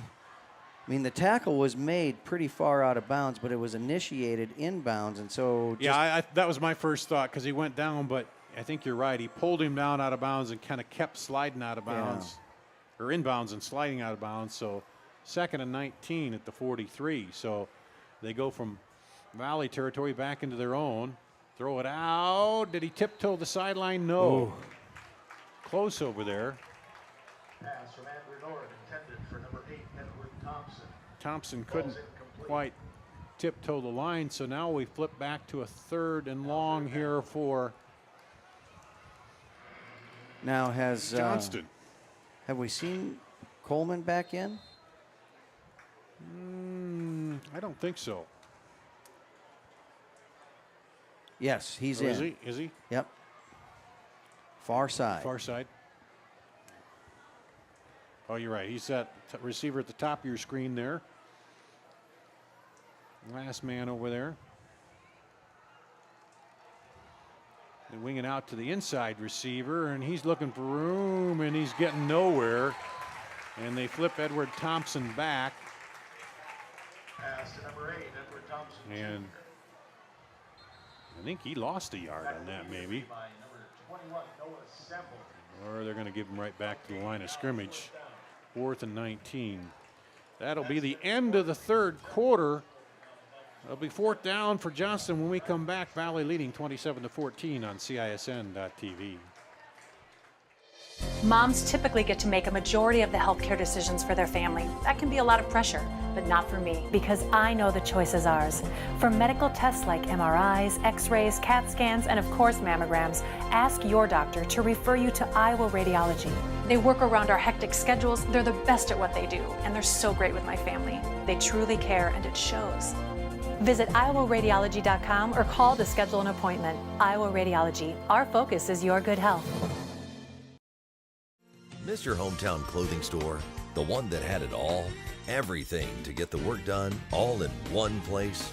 G&L Clothing is your hometown Iowa store. Stop in and see us. Or we're only a click or phone call away. Family owned for nearly a century. G&L Clothing. 1801 Ingersoll, Des Moines. G&L Clothing.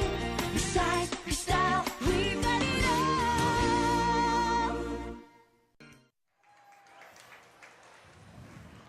We are back here to start the fourth quarter. Johnston will flip around and get the punt with the win. I was going to ask you before the quarter ran out, is it too early to try something here, a little trickery, or with the win, do you want to try to maybe punt them down deep, and as good as your defense is playing, maybe hold them a little? Well, offensively, what you want to really do is try and a trick play doesn't work unless nobody's expecting it. And I don't know that anybody's expecting it right now. Was it the movie Airplane, where they said we should dump all those lights on the runway so that the plane can see us? And he goes, no, that's exactly what they're expecting us to do. Yeah. My guess is they're going to punt this deep. Yeah, I would think with the wind, maybe they try to boot it deep here.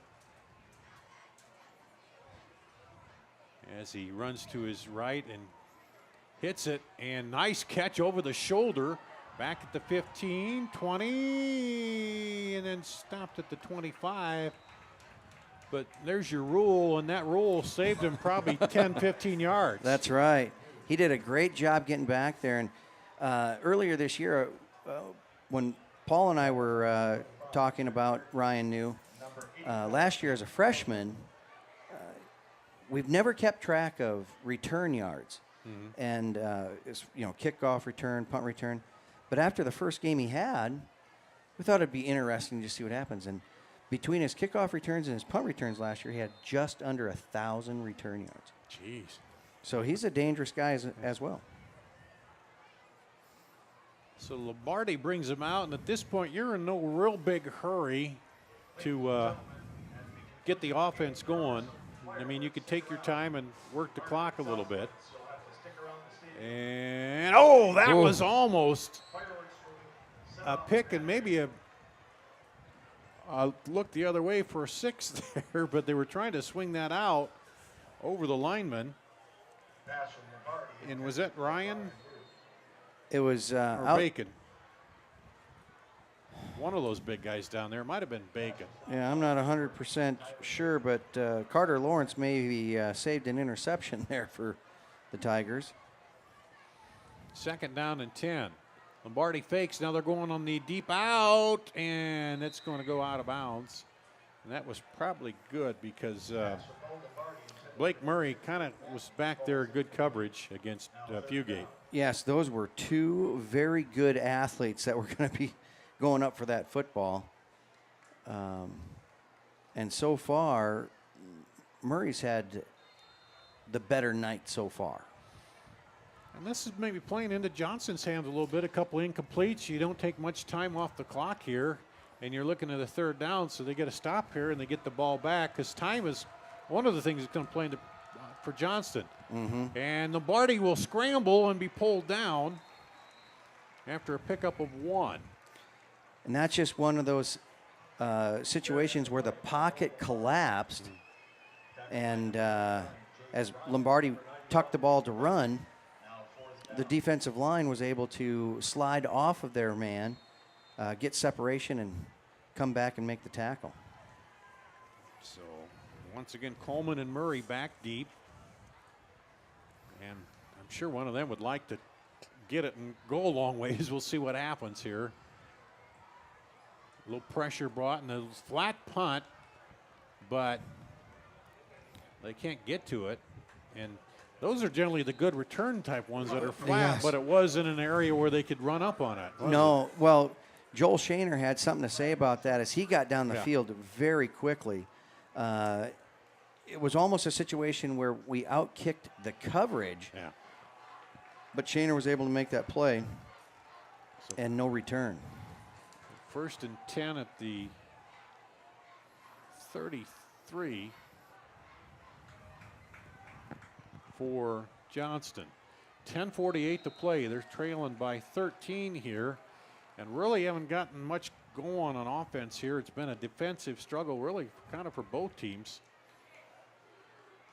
for the most part, except for that, well, there was one long pass. Here's Nord over the right side, and he can't get there. Close for Coleman.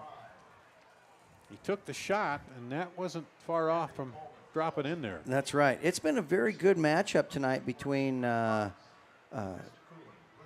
Shelton and Coleman out there.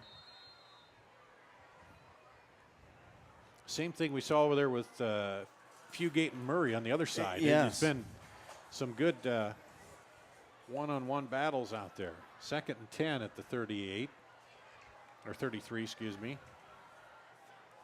a reverse And here and they a come. lot of real Back- estate. Back the other way.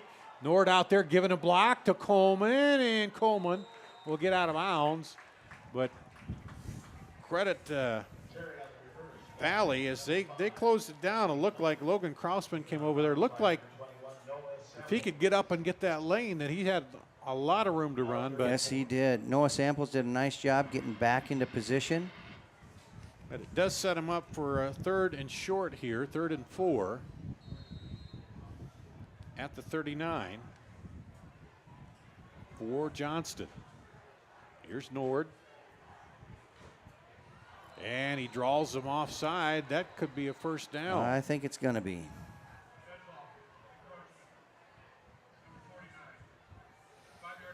Calling a little Aaron Rodgers on him there. A little bit. And I'm not going to lie to you. A defensive line coach, he doesn't like that very much. Especially when you're leading and you kind of, you like enthusiasm, but you don't like them jumping across in the penalties. So Yes. penalty- Disciplined enthusiasm is our friend. Penalty gives them a 1st and 10 up to the 43 for Johnston. Trailing by 13 here. Across the formation, Nord fakes it, keeps it himself, looking for room, cuts it up, gets a good pickup there. Joe Wellman hit him at the 50. Now, this is really the second time tonight that I've seen Johnston have a very controlled drive, and so if this falls into what Coach Swenson has kind of said, if you can't stop him, you got to force him into a long drive, because there aren't very many teams that can put together a 16, 17-yard or a play drive and maintain control Without all the way. making a mistake. Yep.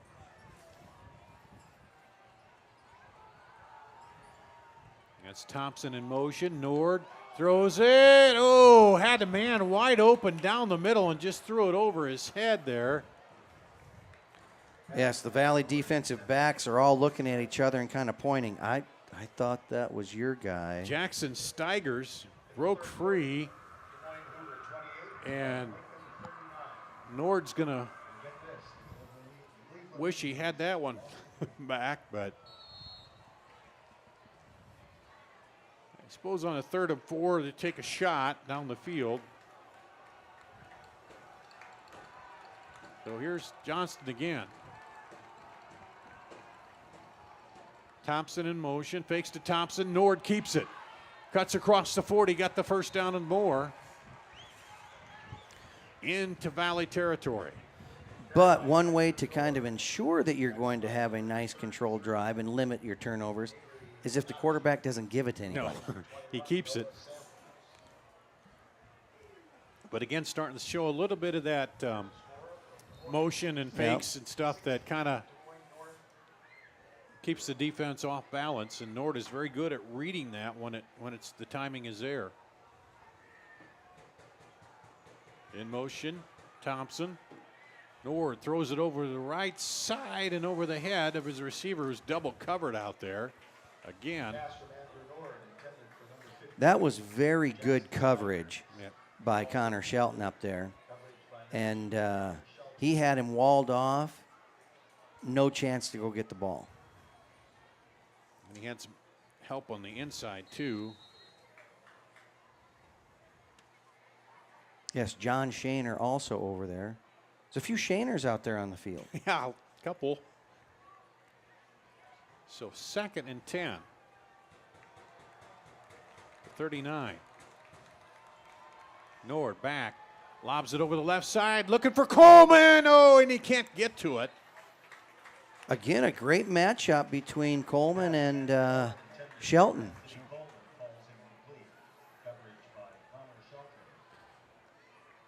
He's just playing that inside coverage and forcing everything to the sideline. And that pass, it almost, maybe a little more to the outside, and Coleman could get to it. Yeah. But, again, it's timing and with the wind, too. Sometimes that makes it a little harder. Pushes it pushes a little more, doesn't it? 3rd and 10 now for Johnston, trying to keep this drive alive. Come from behind. breaks out pressure, and he lobs it out there.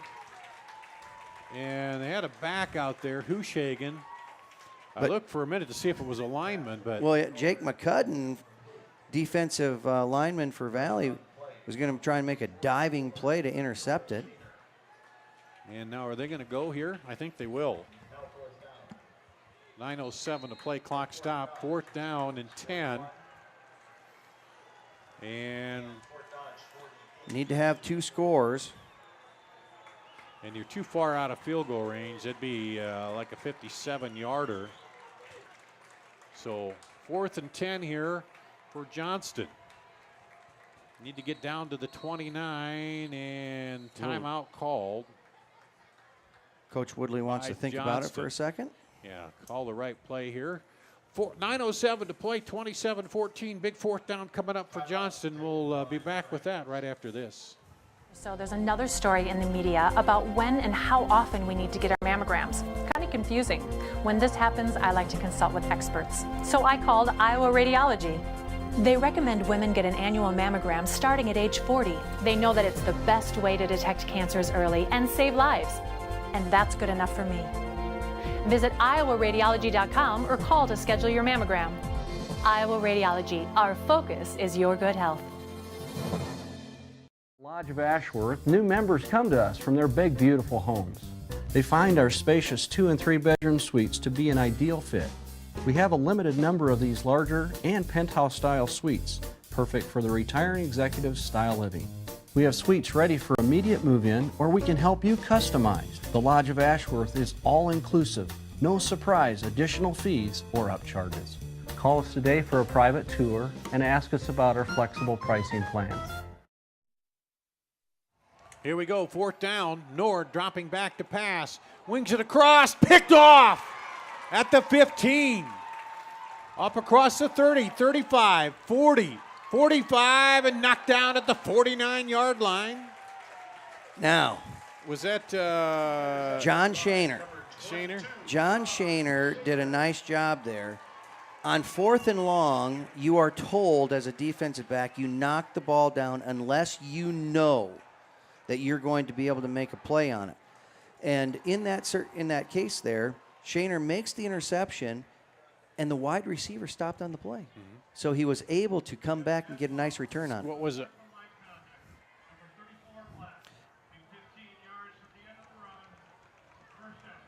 So 15-yard penalty there. Yeah, and on Valley. That's on Jake Snyder. Because where did he picked that at what, about, was it the 25? Or was it was down deeper, closer 15? to the 12. Yeah, so. Give or take a few inches. Yeah, because if, like you say, if he intercepts it there and gets tackled, then instead the ball coming back up to what the 39 was the line of scrimmage, you lose a lot of yards. But That's as right. you said, he saw, and, well, if it weren't for the penalty, then he would have. Right. And so the 3rd interception here of the night for Valley. The first one they haven't returned for 6, though. So. Well, Shaner's going to have to work on it a little bit. 2 out of 3, I guess they'll say, isn't bad for tonight so far, you know. And a drive thwarted there by Johnson. They tried to go for it. Really not too bad a position here with Valley on the 34. But a little high step in there. And a nice game. By, Javon Mason, and he gets close to the 1st down. Didn't look like he was going very far, and all of a sudden you look over and he's almost at the marker. Well, yeah, my gosh. Javon Mason is also a very good baseball player, great outfielder, and he can cover ground well. Very smooth and fluid in his running. I didn't think he got that far. So picks up 9, 2nd and 1.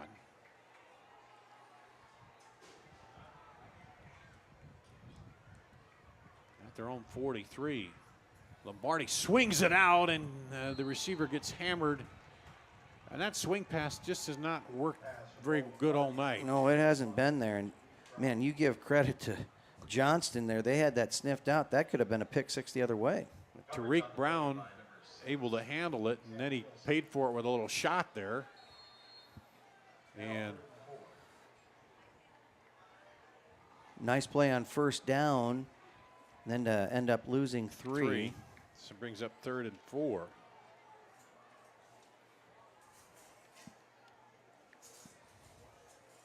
And Valley taking their time to get up. 5 seconds left on the play clock. And they'll just get it snapped and then fake the hand off, or no. Got Did the give hand the hand off. off. Yeah. And lost a couple more. Lost a couple more, yeah. But in the exchange of punts, it's going to switch the field position a little bit here for Johnston, barring a big return by Coleman or Murray. And I'm going to say there's not a fake here. No. I think you guessed right on that one, yeah. I think this is not the spot where you want to see that. High snap. Good job to pull that in. And again, bouncing punt, this time picked up. And running out of bounds. And Coleman, and he's limping a little bit as he goes out again.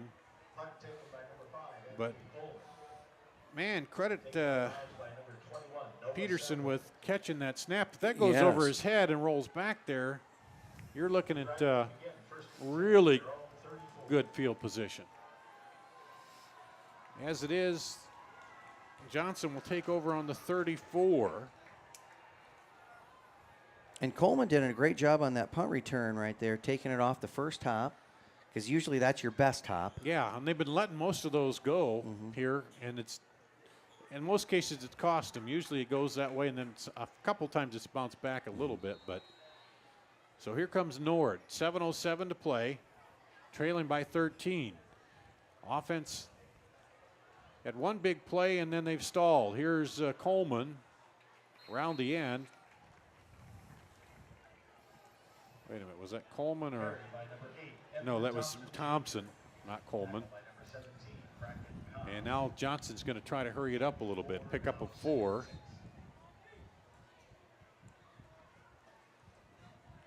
Wing it out to the back.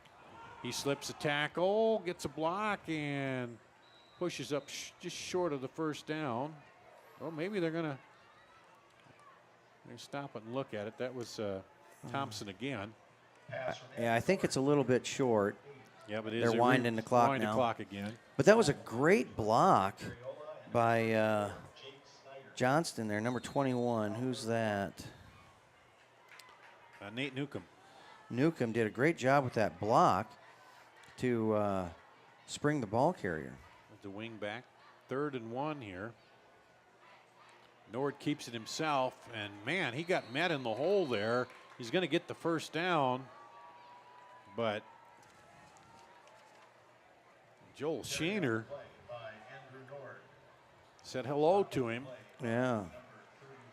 And McCudden has got up a little bit slow as he comes out. I saw Nord kind of bend over a little bit, shaking a little of the cobwebs off after that. Clock at 6:06 and rolling here. 1st and 10 at the 45 for Johnston, trailing by 13.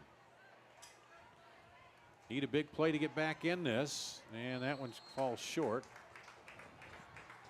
I think that's the first short hop I've seen him throw tonight. Yeah, most of them have been a little long, but most of them he's been throwing a lot of the deeper routes here. Sometimes maybe you hit that short route underneath to one of these guys like Murray or Coleman, and they, then can find the space. Yeah, make the play. 2nd and 10. 46. Nord rolling right. Throws it out to the sideline, and he'll juke up, and they'll stop him short of the first down. Nice job by Cobb to come in and finish that play. I think he thought about trying to go out of bounds and then thought, I can get the first down. Well, he's close. 3rd and 1 again. At the 46, Johnston comes up quickly. Nord fakes it, keeps it himself, looking for room, and nice defensive play. They'll wrangle him down in the backfield before he could get around the corner. Cobb again.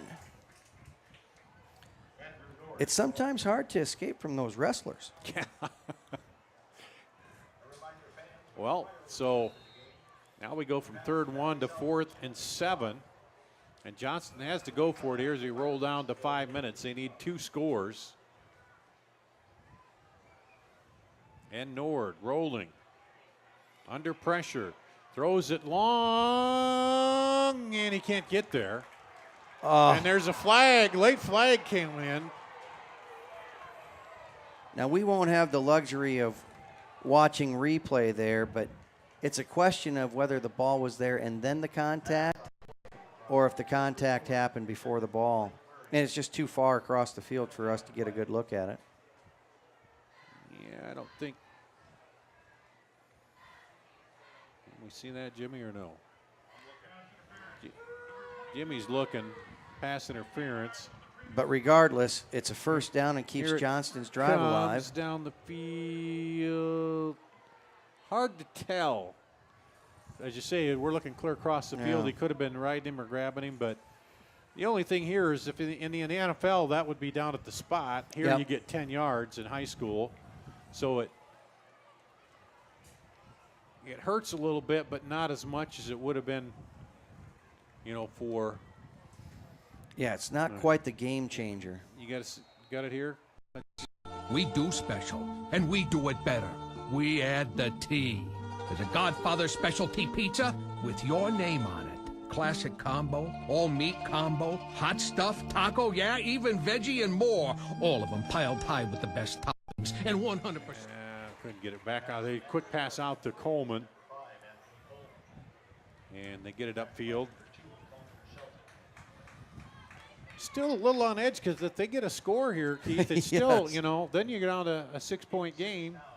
And all teams work on onside kicks and what to do in this short game left. Breaks a tackle, and did he get, I don't think he got the first down. Thompson.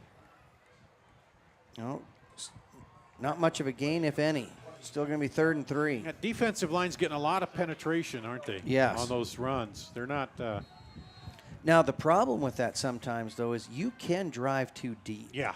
And so the thing is, if Nord keeps it and turns up on you and by you, then you got a problem. The rule is you set your heels at the offensive. You penetrate to the offensive lineman's heels and then find the ball. And that time, they pull him down from behind, Joe Wellman. And pulls down Meyer, so a 4th down and 3 here for Johnston. At the 29. So again, a 4th down, big 4th down play for Johnston. Got to convert to keep the hopes alive here. Throws it out, and that one was just way out wide. Yeah. And Nord's just been under a lot of pressure, and that time couldn't get it out there. Almost, we haven't seen much out of their big tight end, Peyton Williams. Almost would like to see maybe him come underneath on something like that, because the defensive backs are thinking deep. But he had one against Southeast Polk where he went up against the defender and just wrestled away and fell back into the end zone and scored. But the turnover goes back to Valley here, and a few first downs now, and the Tigers can seal this up.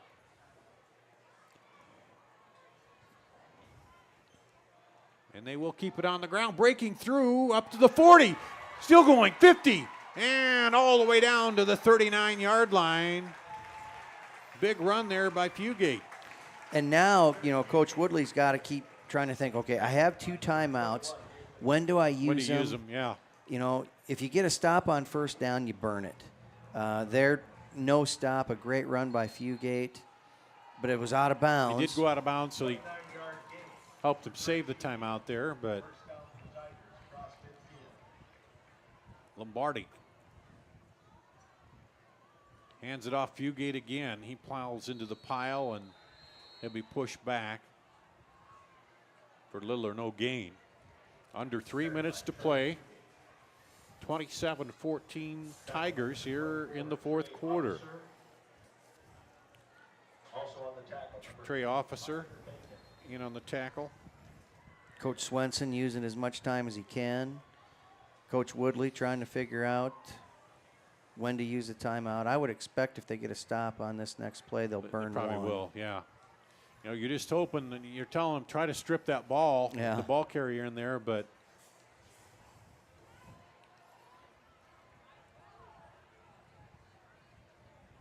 there's the handoff. Fugate looking to run, and he wisely doesn't try to go out of bounds. He'll just stay back there, and they will use the timeout. Here, Johnston. And Johnston did a great job of stretching that play out. Fugate actually, even though he lost some yards on it, he actually won that play because the clock was going to keep running. All right, we'll take a quick break. Come back with more after this on CISN.TV.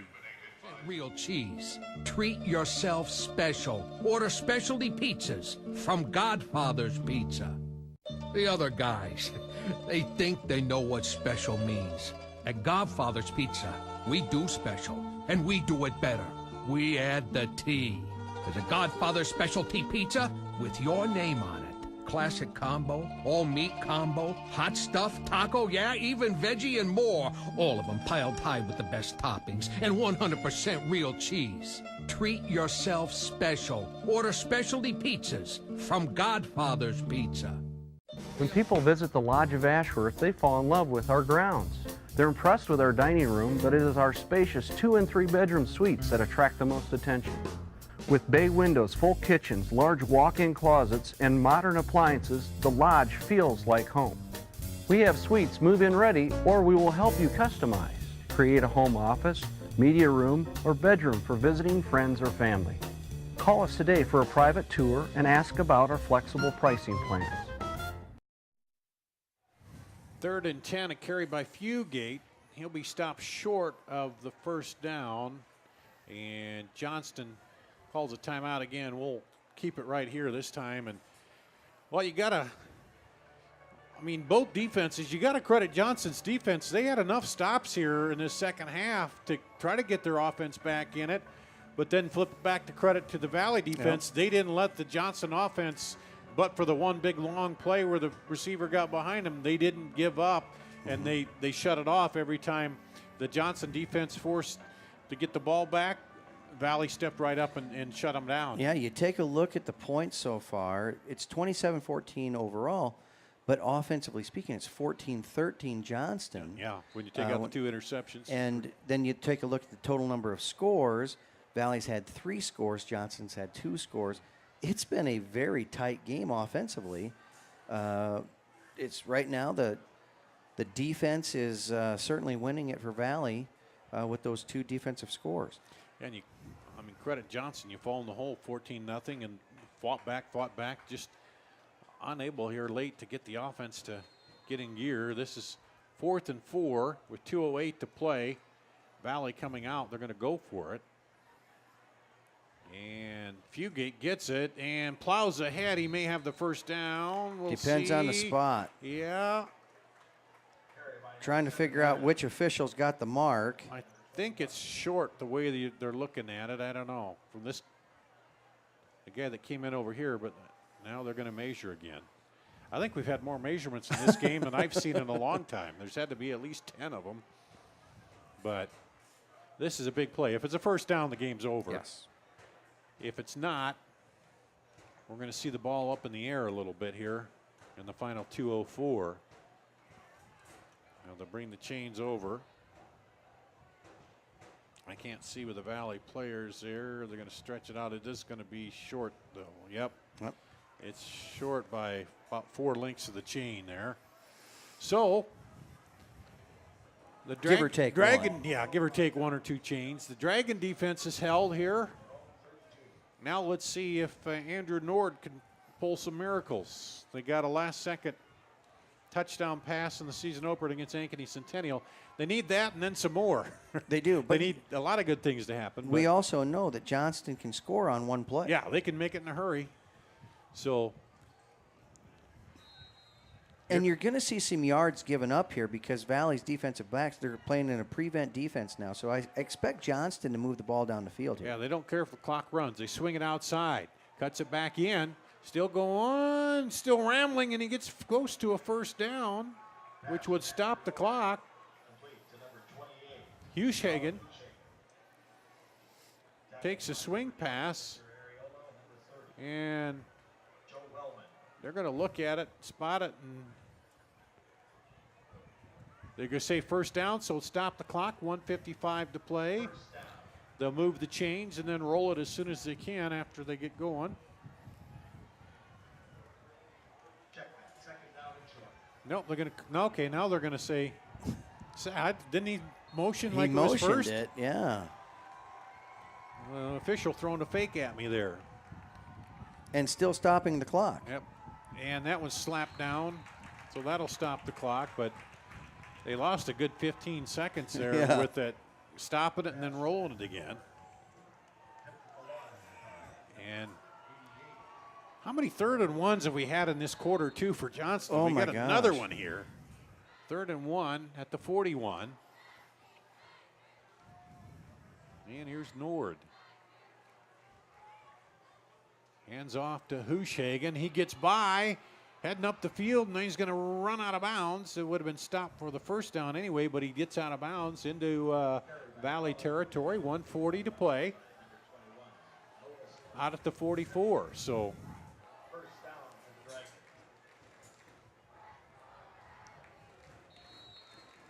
here we go. Clock stopped it to go on the snap. Nord rolling right. Throws it out, and Thompson is knocked down.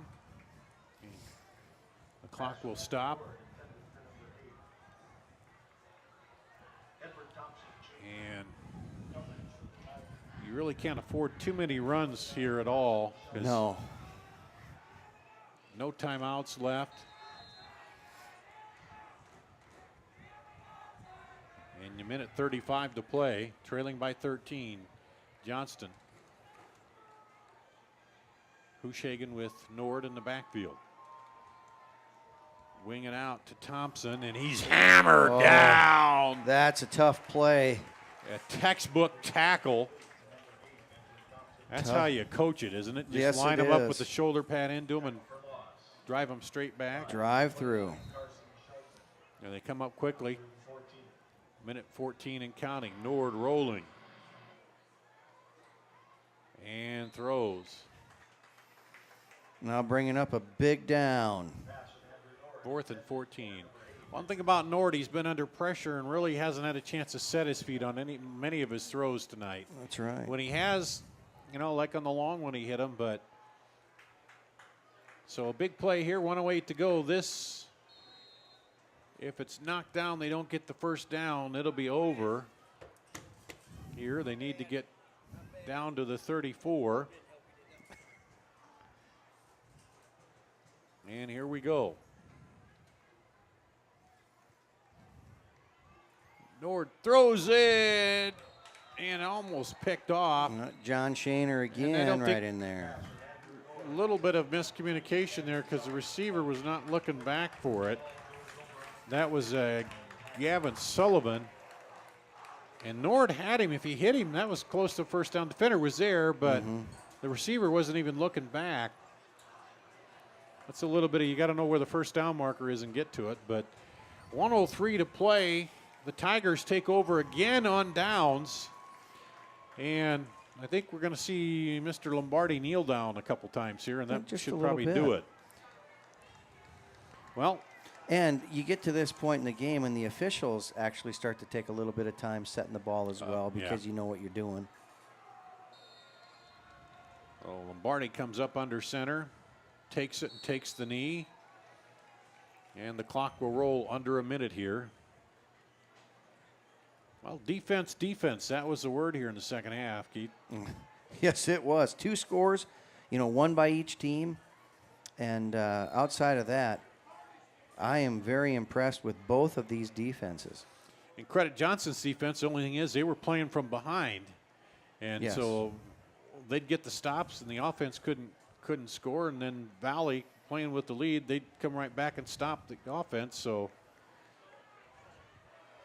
one more snap and it's done. When you keep the other team from scoring and you've had that lead, then, that's it. Lombardi will come over. as the two teams will shake hands there. The clock winding down, final 10 seconds. It'll be 27-14 Valley. And a happy homecoming for the Tigers. Yeah, homecoming win. Hard-fought homecoming win. We'll take a break, come back, and wrap it up here. We'll look at some of the couple of scoring plays and then wrap it up here on CISN.TV. Great experience. That's what people expect today. What isn't expected is how hard we work after the sale to keep your business. Hard work, honesty, integrity, discipline, trust, character. These core values are why we grow every year and why we continue to acquire more dealerships. Experience the Schottenkirk way of doing business and come visit our new Ford dealership in Indianola. Great price, great selection, great experience. That's what people expect. And here, we don't just dream of a better tomorrow, of a smarter way to do business or live, of perseverance and progress. We inspire it in others. We challenge the conventional, reimagine what it means to be better, and then dare ourselves to make it great. This is Iowa, and here, we don't just dream, we make history. This is Iowa. Who believes in competition and good sportsmanship.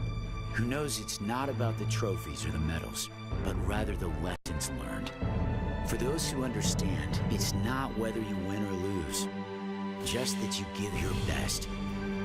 So go ahead, lace them up, take the field, have fun, and play. For the experience, for the memories, for the love of the game. Shields. Here's to everyone who believes in competition and good sportsmanship. Who knows it's not about... It's about trust. Whether I'm buying a car, hiring a contractor, finding a tax preparer, or an honest mechanic, the Better Business Bureau seal means this business meets high standards. When I see the seal, I know I'll get what I pay for. No more taking chances and no more worries. And I feel good about supporting local businesses. My life is so much easier knowing I can always trust BBB accredited businesses. It pays to look for the seal. See for yourself at bbb.org/Iowa. Here at Valley High School, homecoming fireworks celebrating a 27-14 victory over Johnston. Why are you laughing? Well, the fireworks scared me a little bit. bit. Scared you? Oh, Keith was scared by the fireworks. Oh.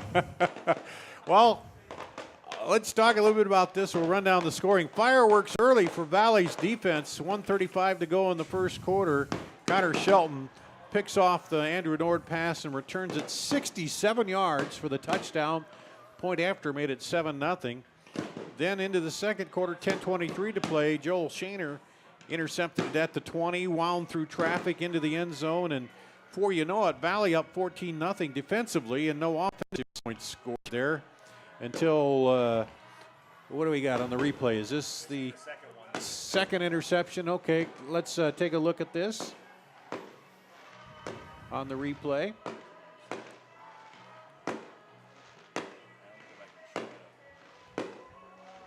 We can keep going. Okay, let me know when we're ready here.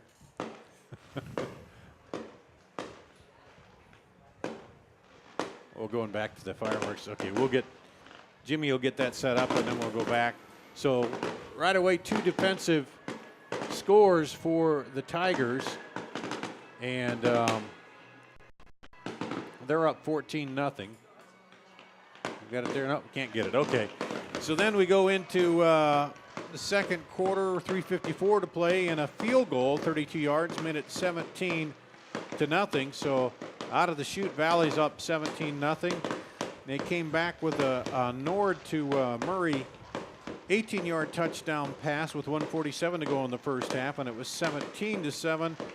Then Valley came back with a pass to Luke Matney in the right corner of the end zone with 5.2 seconds to play in the first half. The PAT was good, and it was 24-7 at the half. Valley came out, got a field goal on the board in the fourth quarter, made it 27-7, or excuse me, in the third quarter. Then what do we have? 5:09 to play. Nord reeled off a big run there. What was it, 48 yards, something like that, and then found. Or wait, no, that was on the. That wasn't on that. This Coleman. was a 62-yard pass. Yeah. This was okay. I'm trying to think. I'm getting tired.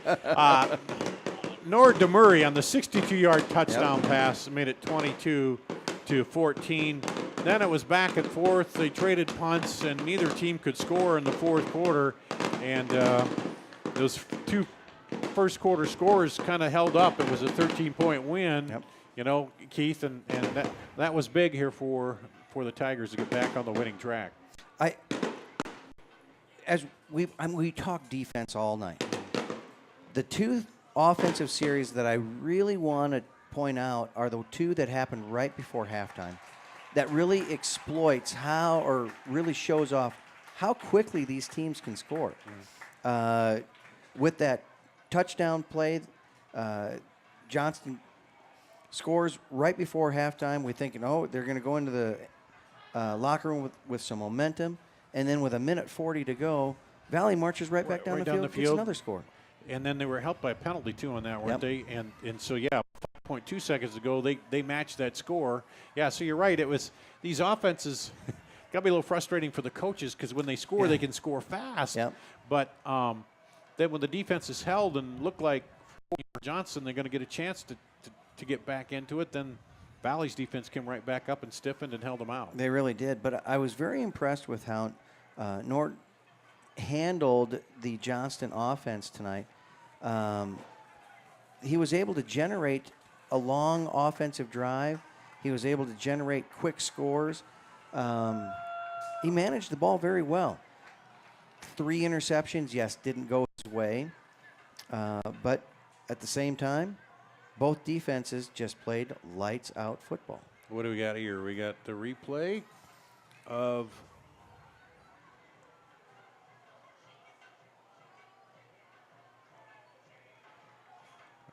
this is Nord rolling for the pass to the corner. Yep, that was the pass there. The to Murray. To Murray.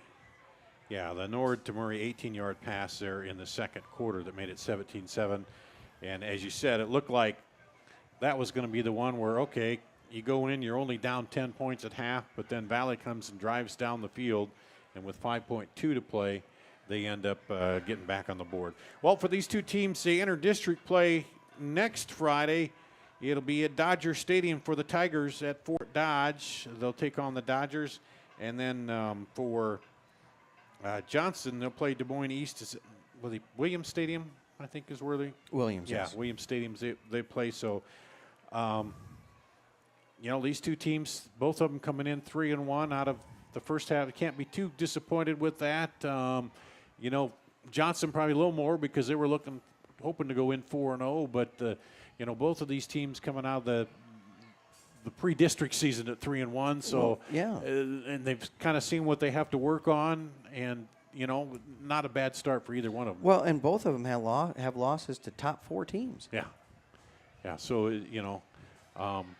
and you get into district play, and we talked about it, coaching and developing and moving on, and we'll see what happens, and who knows, probably they may meet up again here in the playoffs if things go right. Yes, I would certainly think that they both have a great opportunity to get some things done here and see some postseason action. All right, well, it's getting late. Appreciate sitting in with you tonight and talking to your daughter even and all this. So it's been a good night of football here. We appreciate you watching us on CISN.TV, and check back on the website to see our games coming up next week here for Jimmy Olson and Keith Bornas. I'm going to wrap it up here on CISN.TV. I opened the Hearing Clinic to offer patients and their families a positive healthcare experience. If you have trouble hearing clearly at church, at the movies, watching TV, or with your friends and family in a group conversation, what are you waiting for? In less than half an hour, we can give you peace of mind and answer any questions that you may have. Call us today to schedule your appointment. The Hearing Clinic, 515-440-3323. We listen, you hear. Hi, Ron here, head coach of Westside Auto Pros. When your car's on the injured reserve, you want to get it back in the game as soon as possible. I know that. That's why you need to bring it here to Westside Auto Pros. I have a team of experts that can fix almost every automotive injury. Whether it's a fractured joint, a brake, or if your car just got its bell rung, no problem. We can even do a complete physical on your car to make sure it's game ready for the entire season. So bring your car to Westside Auto Pros and we'll get it back in the starting lineup in no time. Hey, you guys are dogging it back here. Let's move it, move it, move it. Moms typically get to make a majority of the healthcare decisions for their family. That can be a lot of pressure, but not for me, because I know the choice is ours. For medical tests like MRIs, X-rays, CAT scans, and of course mammograms, ask your doctor to refer you to Iowa Radiology. They work around our hectic schedules, they're the best at what they do, and they're so great with my family. They truly care, and it shows. Visit iowaradiology.com or call to schedule an appointment. Iowa Radiology, our focus is your good health.